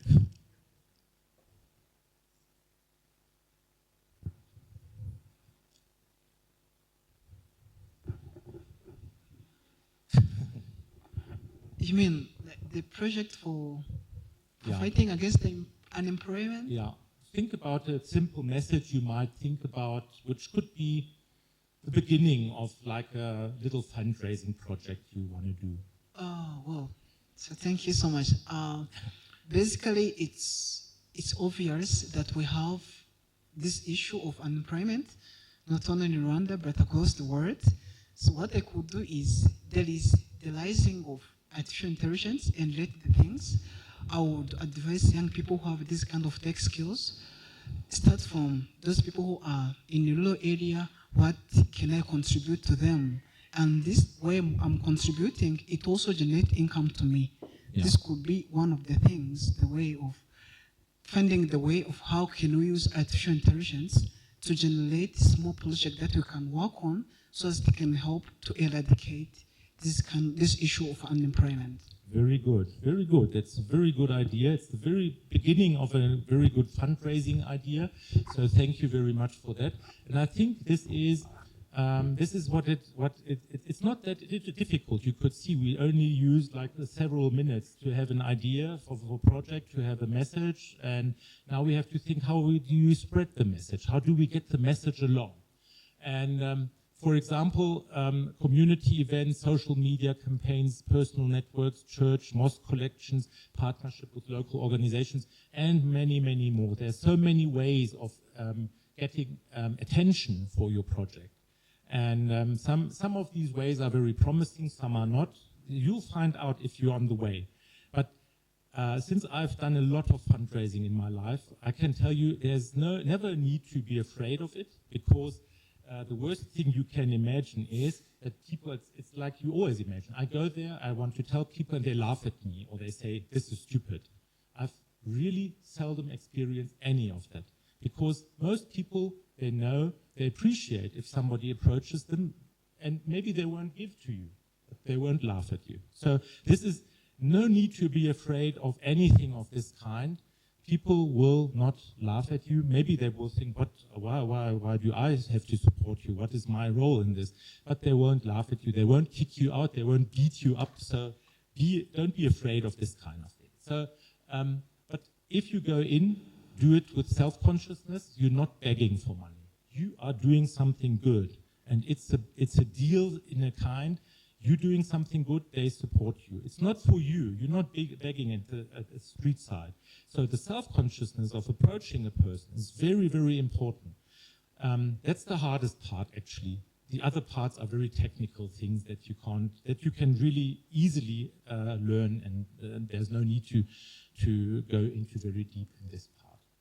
So all the tools, no matter what I choose, must fit the context, the community I approach. So if I approach an elder generation, I can't go a social media campaign. That won't work. They won't know how to handle it. They don't have social media in many cases. If I approach a younger generation, it can be totally different. So there might be even a lot of things available. They have WhatsApp, they have Facebook or Instagram or TikTok even. So there's a lot of channels you can use to approach a younger generation. And the older generation is mostly very into relationships and into talks, and they want to hear from you personally. They want to see you personally. So you can't just send them a letter and say, give money for me. That won't work. So, okay, I think I'm going to jump a bit through the instruments. I want to show you some examples. I showed you, just hang on. The slides are always very fast. They're faster than I am. So, yeah, thank you. We have a lot of tools. As you get the slides, I'm not going to go into all these tools. It's going to be very long and very strenuous. So, but it's like from sponsorship, membership fees. If you open a club, for example, you raise membership fees. You can have events, which is very, very easy way sometimes to get funds. People pay for eating and drinking while the event takes place, and you gather some funds by doing that. They donate money. And of course, these corporate donations we've been talking about earlier. And we have like local musical fundraisers, people that make music and get funds for that. They do music for free and they donate everything they get. Community fundraising in the Harambee style, maybe airtime and mobile money donation. So there's a lot of instruments. I don't really can go all through all of them. And also here, we must keep in mind they have to fit. And I'm going to show two instruments that are event-based because they are, you can copy them. These instruments, some of them are not easy to copy. So this one is the Red Dirt Bakery Tour, and it is a bit similar to what the students said before. The aim was the Bake for Life Foundation is to provide people with disabilities, orphans, former child soldiers, single mothers, and individuals who had to leave school at a young age with an opportunity to work and learn the bakery trade. So they give opportunity for education. This project is based in Uganda and Kenya, so it's neighboring countries here. And in this little event, they went with a bicycle 350 kilometers on unpaved roads through Uganda. And now you might think about it, how can you raise money by going on a bicycle through Uganda? That's a good question, because it's possible. And what did they do? They asked people along the road, but also they had donors from all over the country, and they would give a donation for every kilometer they were driving. They were having like little teams, you know, they're supporting teams that were driving there, and they would give a little donation for every kilometer that they were going. And they got international funds, national funds, and from the local people, because they drove there with their bicycles, they told them what is going on, and they collected donations on all levels. And it's quite a lot, because in the end they had more than 100,000 euros. Will that be about 17 million rwandan francs, I think? Yeah. So it's possible, even with a relatively simple approach, to generate funds. In this case, it's money only. So these examples are typical for event-based funding, and they are supporting children and people in need, and they're giving them professional education for bakery trade. I have another one. This is totally different, comes from the Netherlands Netherlands in Europe, and they were raising for their own little community. Those were old ladies, and they had a problem because they wanted to get a bike for people that have a disability that can't drive bike. So if you know about Netherlands, everybody drives the bike there. So not having a bike means you can't participate, basically. So these old ladies had a very fantastic idea. They went with their walkers and had a walkers race of grannies basically making a race. And you could place bets on them, and you could join them, and they would be collecting money afterwards. So they would do a race, and they would say, like, look at us. If we can do that as old ladies, and we can benefit our community, you can as well. Because we go here, we go walking here with our walkers, we have a race, so be ashamed if you don't support us. That's the basic message they sent out. And inside it was a bit of fun, you know. The race was surrounded by, you could buy some drinks and some food, and they would collect the money from that as well, put it in. And so in the end, they bought 3 bicycles, for special bicycles, which were very expensive for people with disabilities, so they can participate in everyday's life. That's a typical event-based thing. It doesn't need much of organization in this case, but it needs people that take it and they say, we're going to do it.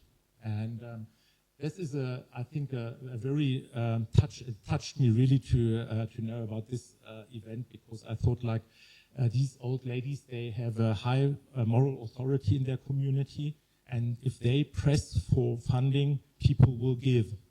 And I think this is an event that maybe some of you can imagine also to have in your cities, to involve very, very moral, high-standing persons that are accepted, and ask them to support your aims. So, of course, I'm going to show another, these are social media fundraising tools, and I'm going to show two, which you can also use here. One of them is an international aspect, so how to raise funds internationally for your cause, even if it's local. And the second one will come to later. We can also see a lot of different instruments here. Also, there's no need to go into all of them. And you can get the slides and look them up later. But we will focus on crowdfunding. Crowdfunding, who has ever heard of crowdfunding? Yeah, one, two, okay. We're going to explain it because that's really close to community building. And to be honest, it's not easy doing fundraising with social media, because now we know why. Because the aspect of community building is hard to establish on social media. This is an artificial community we create in social media. We have friends there, we don't even know how they look sometimes. They just like our posts. So if we address them and say, support me, I think they won't support me because they not really feel related to me. They only like the posts I do because they're funny or something. So this is actually the toolkit, you could say, for modern fundraising in the digital way. And we're going to just take out the crowdfunding part in order to give a little insight on how this works. So crowdfunding is to gather funds, small, tiny funds from a big community. Especially for communities that don't have much money, fundraising, crowdfunding can be a very interesting aspect. And I've got an example here from a fundraiser. Let me just have a look. Could you switch it?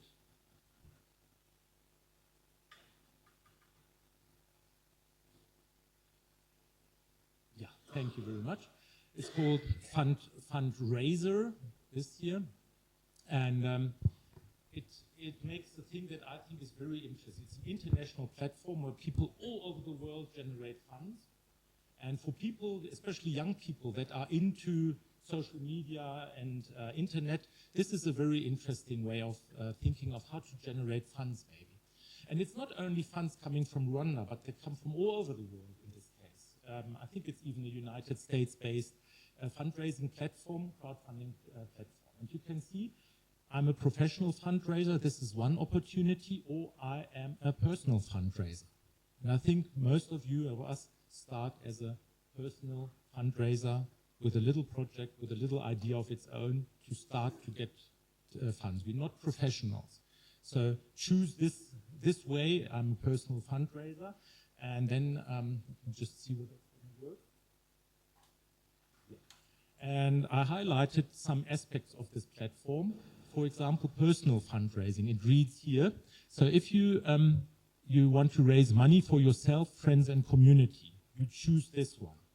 And you put in your project and you describe what is your project. And even for yourself, you can try to generate funds, which I'm not here to tell you, but which is very interesting. And because, of course, you can have like medical issues as well, raise money for medical emergency equipment, travel and medication. So you have a case in your community, a girl or a boy or older woman or man that is really seriously ill and doesn't get a medical treatment. If you want to help, try it here. Put it in. Get the idea, get the message. Try to put the message into the crowdfunding platform and see what happens. It doesn't cost you a cent to do that, and in the end, maybe you get some funds that will support your cause. Pet fundraising. So many do fundraising for pets. It's in the Western world, it's the most successful fundraising at all. This is strangely so, but in our countries, people donate more money for pets than for humans.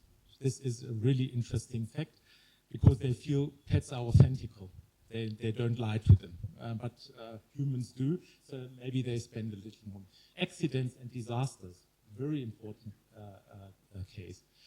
But also memorials, fast and effective crowdfunding for burials, for example, if there's no money available to make a decent burial, because there's a worldwide community that loves to support these kinds of things because they know how important it is to bury a person with grace, basically.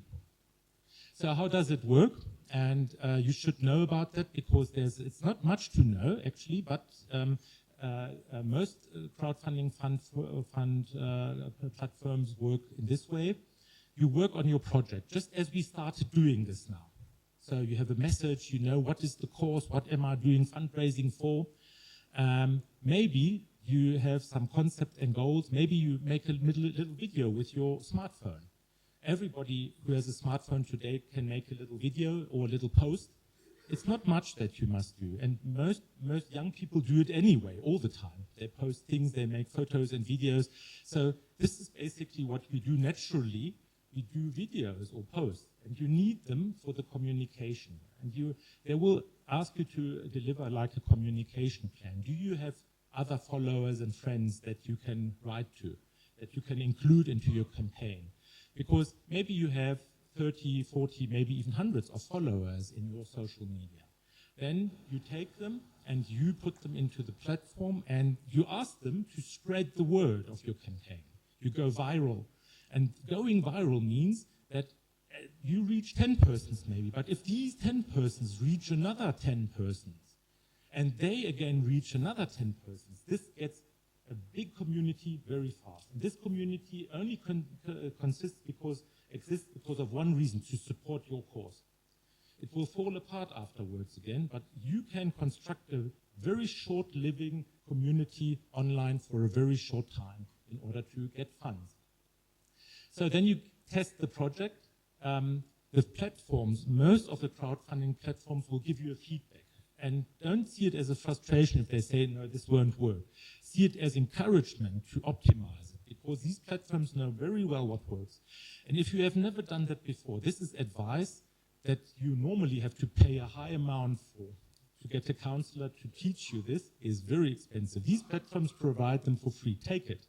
Use it in order to optimize your own little campaign. And then they will, if they get clearance for the crowdfunding phase, then they will go online. They will put your project onto their site, and they will make commercials for your project as well. So you have to keep in mind one thing. In most crowdfunding platforms, you have to set an aim. Like you want to say, this is only for raising money, the crowdfunding platforms, no other resources. You have to say, I need like maybe, let's say, 10,000 Rwandan francs or 100,000 Rwandan francs. This is the aim they will measure you at. This is really clear. If you don't get the funding, they will stop the campaign and they will send the money back to the persons that donated. So don't put your aims too high in the beginning, because the first campaigns might not work as you think, but you get experience very fast. You can make campaigns within days or even less in this kind of platforms. So then if it's successful, that you reach your level or above, then the money is going to be paid to you, to your account, and you can get all of the money that was being donated, even if it's much more than you thought about. And the platforms live on that. They take a small percentage of that, like 1% or something of the money that came in. I think that is quite okay because you don't have any costs so far. So if it's successful, then sometimes very good fundraisers, they are good at reactivating this community they had once. They say, I know you have a heart for this kind of community we are in. So now we approach you with a different aspect of the community, because somebody who donated for one cause is most likely to donate again if he's approached in the right way, if the person knows that people are grateful for the funds they gave to them. If you forget to say thank you, that is the worst that can happen. Think about gift of theory again. Thank you is at the minimum we expect for a gift we give to somebody. So this is about a digital way of doing fundraising. Only one of many, and I'm not sure whether I can show this, but this is an example for very successful crowdfunding. It's a Christian film in the United States. It was an author who wrote a book. It was Blue Like Jazz, and Blue Like Jazz was a Christian-motivated film, and the Hollywood production companies, they said, no, we're not going to produce this crap, because they didn't believe in it. They said, no, it's not going to work. So we're not going to produce any of this film. We're not going to, it's too Christian, we don't want this kind of stuff. And they had so many supporters that they started a fundraising campaign, a crowdfunding campaign. And the crowdfunding campaign was very, very successful because they raised more money than was necessary to produce the whole film. So, but this was a US-based case. There was United States of America, where these fundraising campaigns run very successful, very frequently. In Europe, in Germany, we are less successful in these kind of campaigns, but still they get to work better and better. The more younger people are used to using social media. And let me just have a look whether we can we have the next slide, please? Yeah. So this is basically, we're through with everything, and I gave you a few little hints of how to prepare your own project. And this might be like a little, like a little training for at home. I don't want to do that with all of you now, because I think we deserve a break. We deserve a break, and we can go on with the discussion. I don't know how it's planned. Are we going to have a discussion immediately, or are we going to have a break first? I'm not clear on that, but maybe I'll just show the last slide here. It's the key issues we have to solve. We have a project idea, the unemployed people, for example. We have a target group, maybe it's a religious-based belief group. We have a key message, so it's like your Christian duty. You have to support people, maybe. And we have maybe some tools, an event, for example, in order to start to put this into life. And so if we keep in mind, in the end, that we have very few takeaways. Okay, let's go back. Let's think about our takeaways. So if I ask you the final question now, what would be 1 or 2 or maybe 3 takeaways you would take from today's lesson? I would like to know that as a feedback from you. So this would be the last question for today, but I'm sure we can have a discussion later. So what would be the key takeaways you would see? What would you think?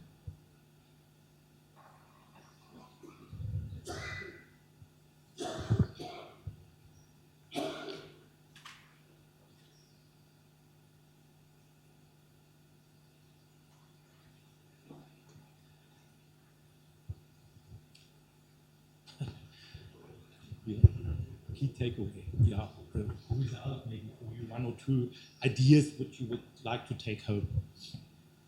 Okay, so basically we learned a lot of things, and thank you so much for the organizer of this lecture. We really appreciate you a lot.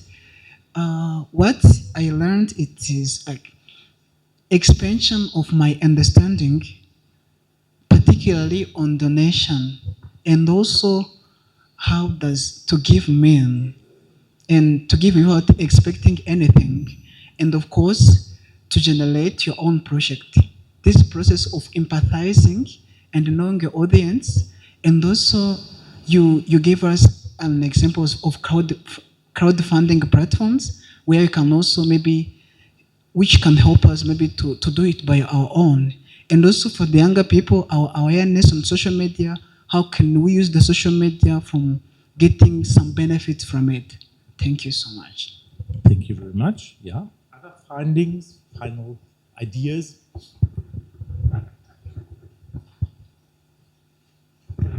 Yeah, the term fundraising in its own can be misleading, but the takeaway I get from this lecture is that it is not only about money, but also social aspects, social dimension of it, relational building, and so on. Yes, thank you very much. That's one of the key findings. It's not about getting money, it's about building communities and doing something for your community. If you raise money, it won't be a success in itself, but if you want to enhance the community, the success rate increases immediately. So, okay, there are some more hands in the back.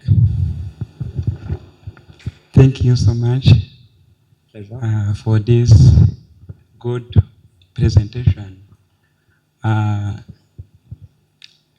This lecture is very crucial in our community building. I have touched with it. So, but I have a question. Yeah. The question that I have in Bible, Matthew chapter 6, verse 3 says that when the right hand is giving, let the left hand do not know what the right hand is doing. Yeah. So, and in the Bible, also Matthew 25, verse 33 says that about the second coming of Jesus Christ, he will put the sheep on right side and God's on left side. So I just want you to relate these biblical verses with this lecture of fundraising to build our community. And so what is the appropriate way can we use through fundraising to build our community and that pleasing our God? Thank you.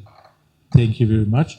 Yeah, I never studied theology, to be honest, but I of course know that the side of the Bible, and I think that's basically what I try to be talking about. It's like the left hand doesn't know the right hand is giving, the left hand doesn't know about it. That's because I don't give and take at the same time. It's not a treatment, it's not a deal, it's not a business. In a business, the right hand always knows what the left hand is doing, you know. But in this case, giving means I give something and I don't know what's going to happen. Because I don't know it, my right hand can't know what's going to happen, so it doesn't know. I think it relates to the Bible directly in a way, because for my understanding, that is what giving and community building is about. If I only ask, what is good for me? What can I have? What can I take? No community will evolve from that. So it's always the question of, I give and with one hand, and the other hand might receive something, but it might as well not receive anything. And that is the honesty of giving in a way. But of course we know, I'm a scientist, and though I'm a believer as well, I know people can be different. People expect things from giving. So humans are different. This is a high ideal, the Bible states. I totally agree on that. And the ideal fundraising process would work like that. You would give something, you would beg people, you would ask people to give you something without giving them anything in return, except for your project or what you do. So thank you very much for relating it to theology, because that's the tradition of these lectures, and I know this is a long and awful tradition that these mission lectures have. Thank you very much for the inspiring question. Can I add something? Yeah, of course. Yeah. We have time. I think this is a very important question, and since you are referring to the Bible, Matthew 6, the whole context is quite clear. Not doing anything to be seen by human beings. If it is about praying, because it's not on in that text, it's not only about giving, but also about praying. If whatever is being done is to be seen, that is a wrong motivation. That's what the text says. And among the motivations which were highlighted in the lecture as well, to be appreciated. So what are the right motivations for giving, even when it comes to community projects? Now, regarding the text of Matthew 25, can I say something about that? Yeah, we can relate it to that. Matthew is very much concerned that the Christian faith should be related to the realities of people. Not just to think about other areas, but people who are suffering in prisons, people who are naked, how our Christian faith is attentive to such situations. And Matthew is, in fact, talking about the final judgment, not in terms of other considerations, but the way we relate to our fellow human beings is fundamental. In other contexts, Matthew talks about praying and other things, but specifically, and he's maybe the only one who enumerates the criteria for final judgment, just the way we relate to others. And when we look at that text, we say, we insist on the value of diaconal ministry, the care we must give to people who are in need. I think that is what Matthew is highlighting. Thank you. Thank you very much for clearing.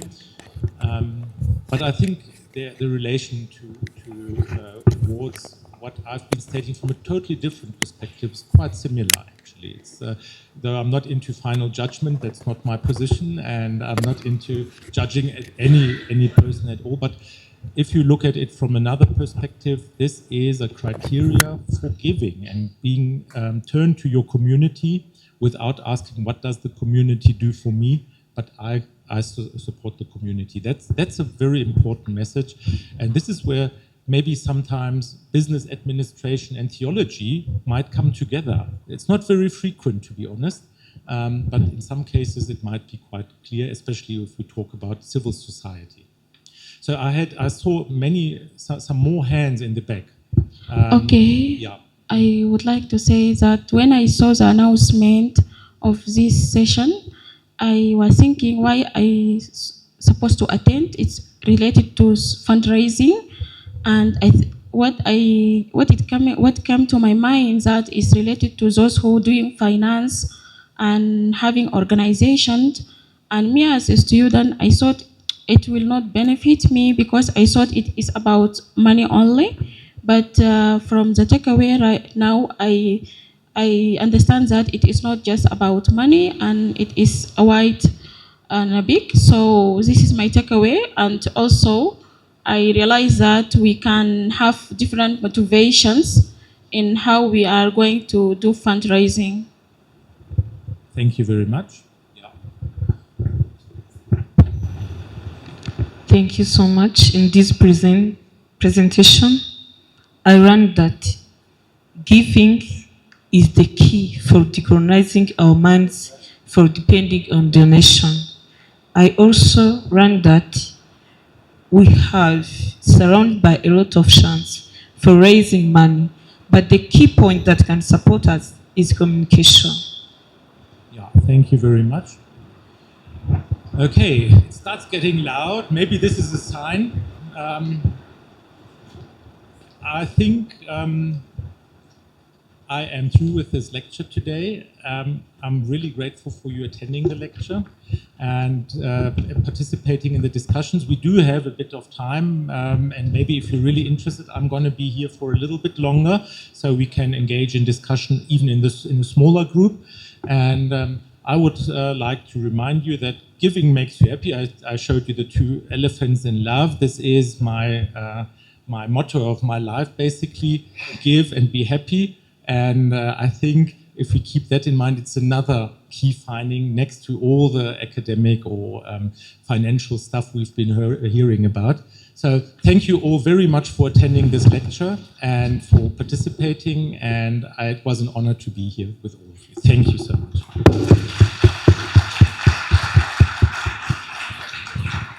Thank you, Professor Michael. Initially, we had planned to have a separate session for questions, but we have been asking them throughout the whole lecture. But if there is one or two burning questions from online audience, because we didn't have them the opportunity to ask them, IT specialists, would you help us to see if there are questions from online audience, please? If there are, then our lecturer will answer them, then we'll close. Would you check if there is question from online, please?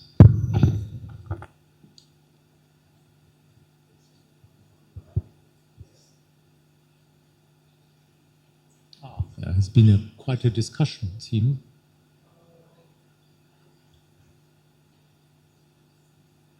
I think those are just comments regarding what you were talking about. Yeah, let's have a look at them, because I think that people sat at home and they couldn't participate in all of this. So in African context, way of giving, Africans have lower average income, so people may have less disposable cash to donate as compared to Western countries. This limits African people from giving as much as Western countries does. I totally agree with what we said before, yeah, and I totally agree on that. But as we saw, it's not only about donating money, it's all kind of resources, and it might be clothing. We heard about people giving shoes to somebody else. It can be all kinds of donations that we're talking about. So yes, I totally agree on that, but it's not limited to money only. That's, yeah. So yeah, I can share the presentation file. I mentioned it earlier.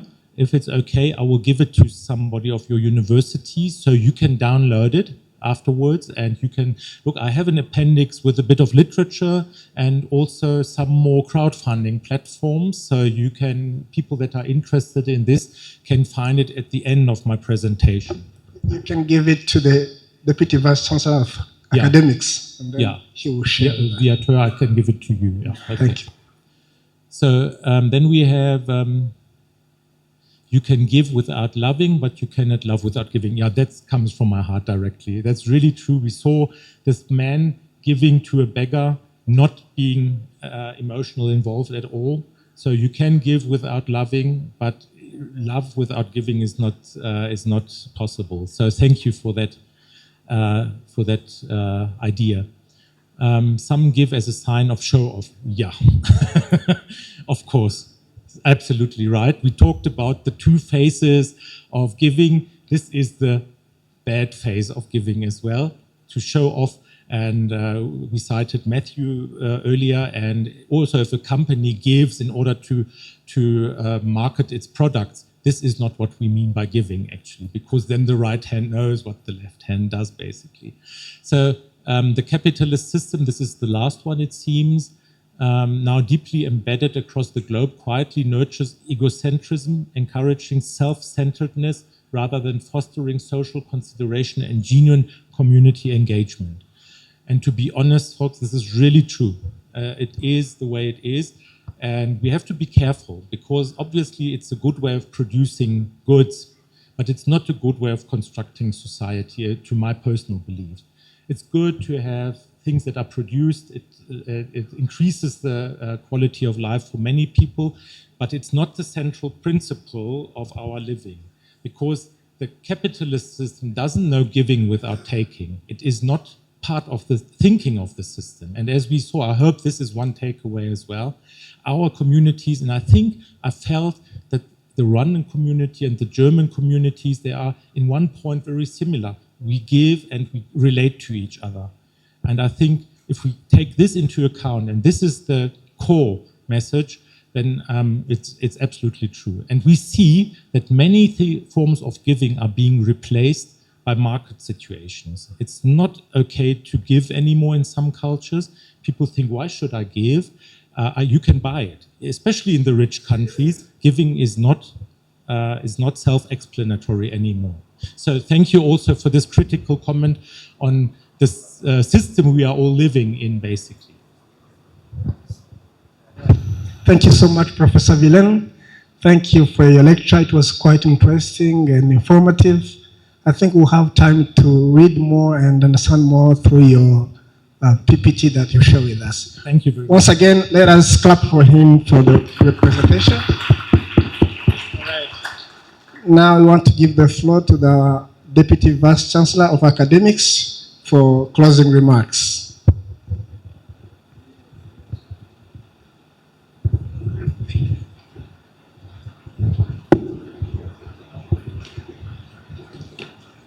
Good afternoon, ladies and gentlemen. I think you will agree with me that this lecture has been very rich and interactive. It contains a lot of information that everyone may need to go through again and go deeper. We thank you very much, Professor Michael Vilain.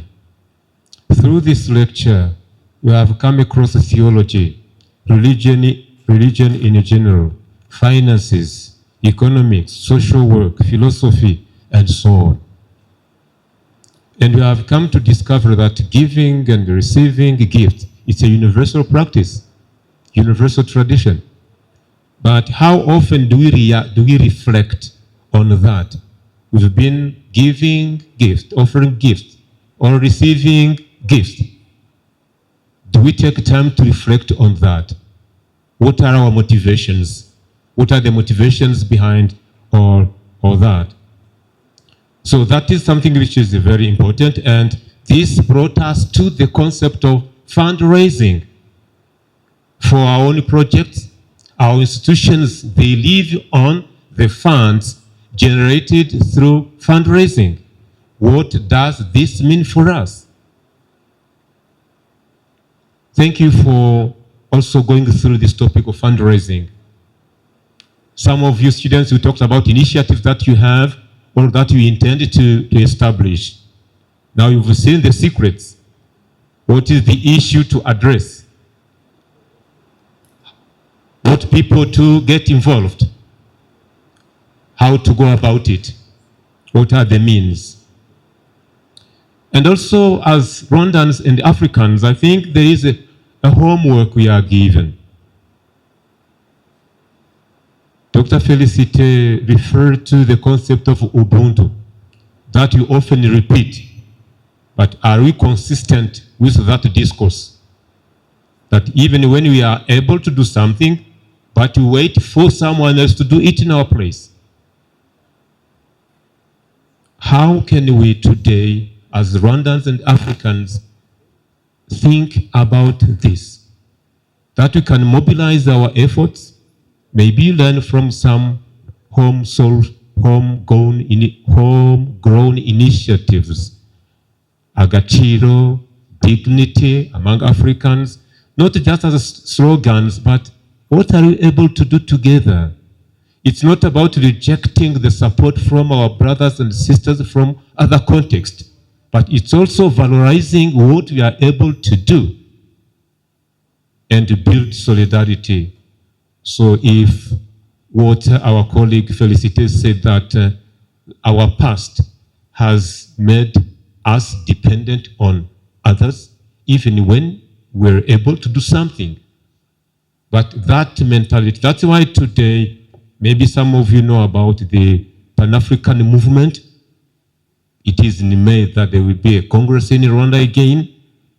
They talk about mindset changing. That is possible to generate efforts to do something. I appreciate many initiatives which are done in Rwanda today.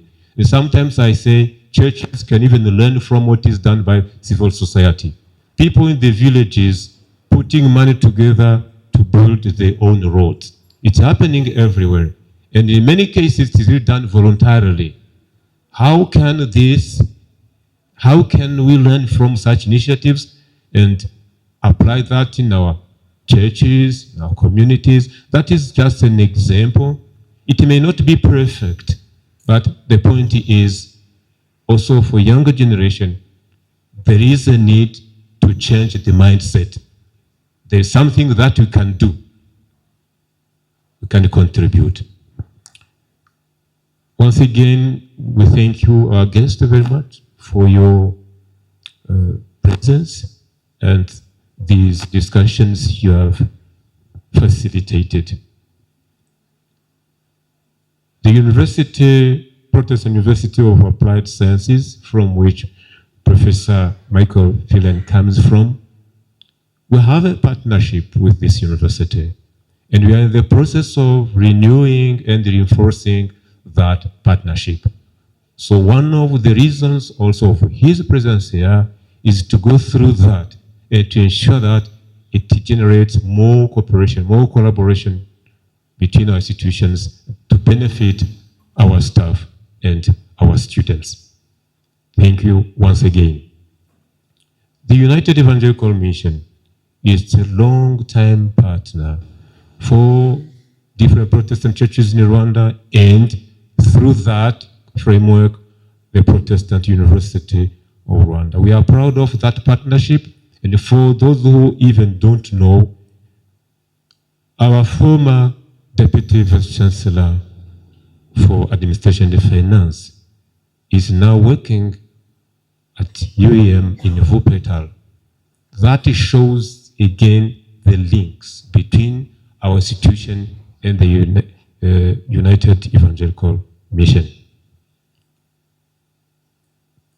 To conclude this, we thank you for your attendance, you students, you staff. The value you gave to this event, we appreciate. We thank the staff who did try their efforts, whatever they could, to ensure that the organization, everything went well. Those who are online, we thank you for attending. You followed and you even gave your feedbacks. We appreciate. I think next time we even improve and involve you in another way. You could even speak, but today it was not possible. But we appreciate your presence and your contribution. Allow me to stop it here because we have taken enough time for that. But I was very much amazed by the way you were giving your contributions and going, needing to ask more questions to interact with our speaker. So on behalf of the whole community of the Protestant University of Rwanda, we are grateful that this event has taken place at this university today. And it has been successful, thanks to the contribution of all of you. Thank you once again.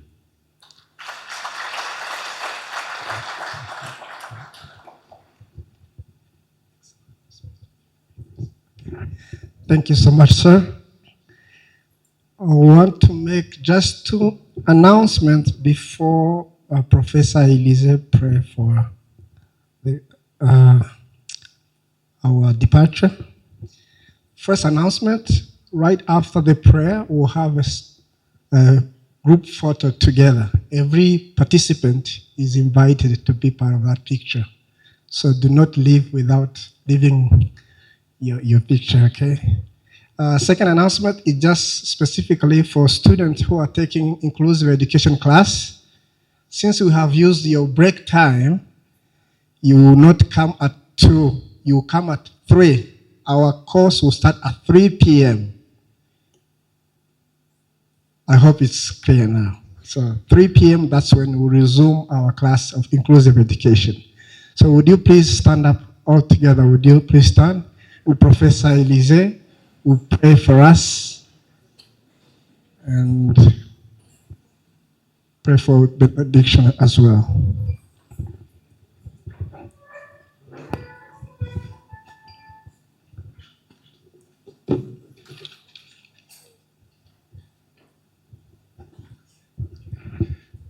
Let us pray.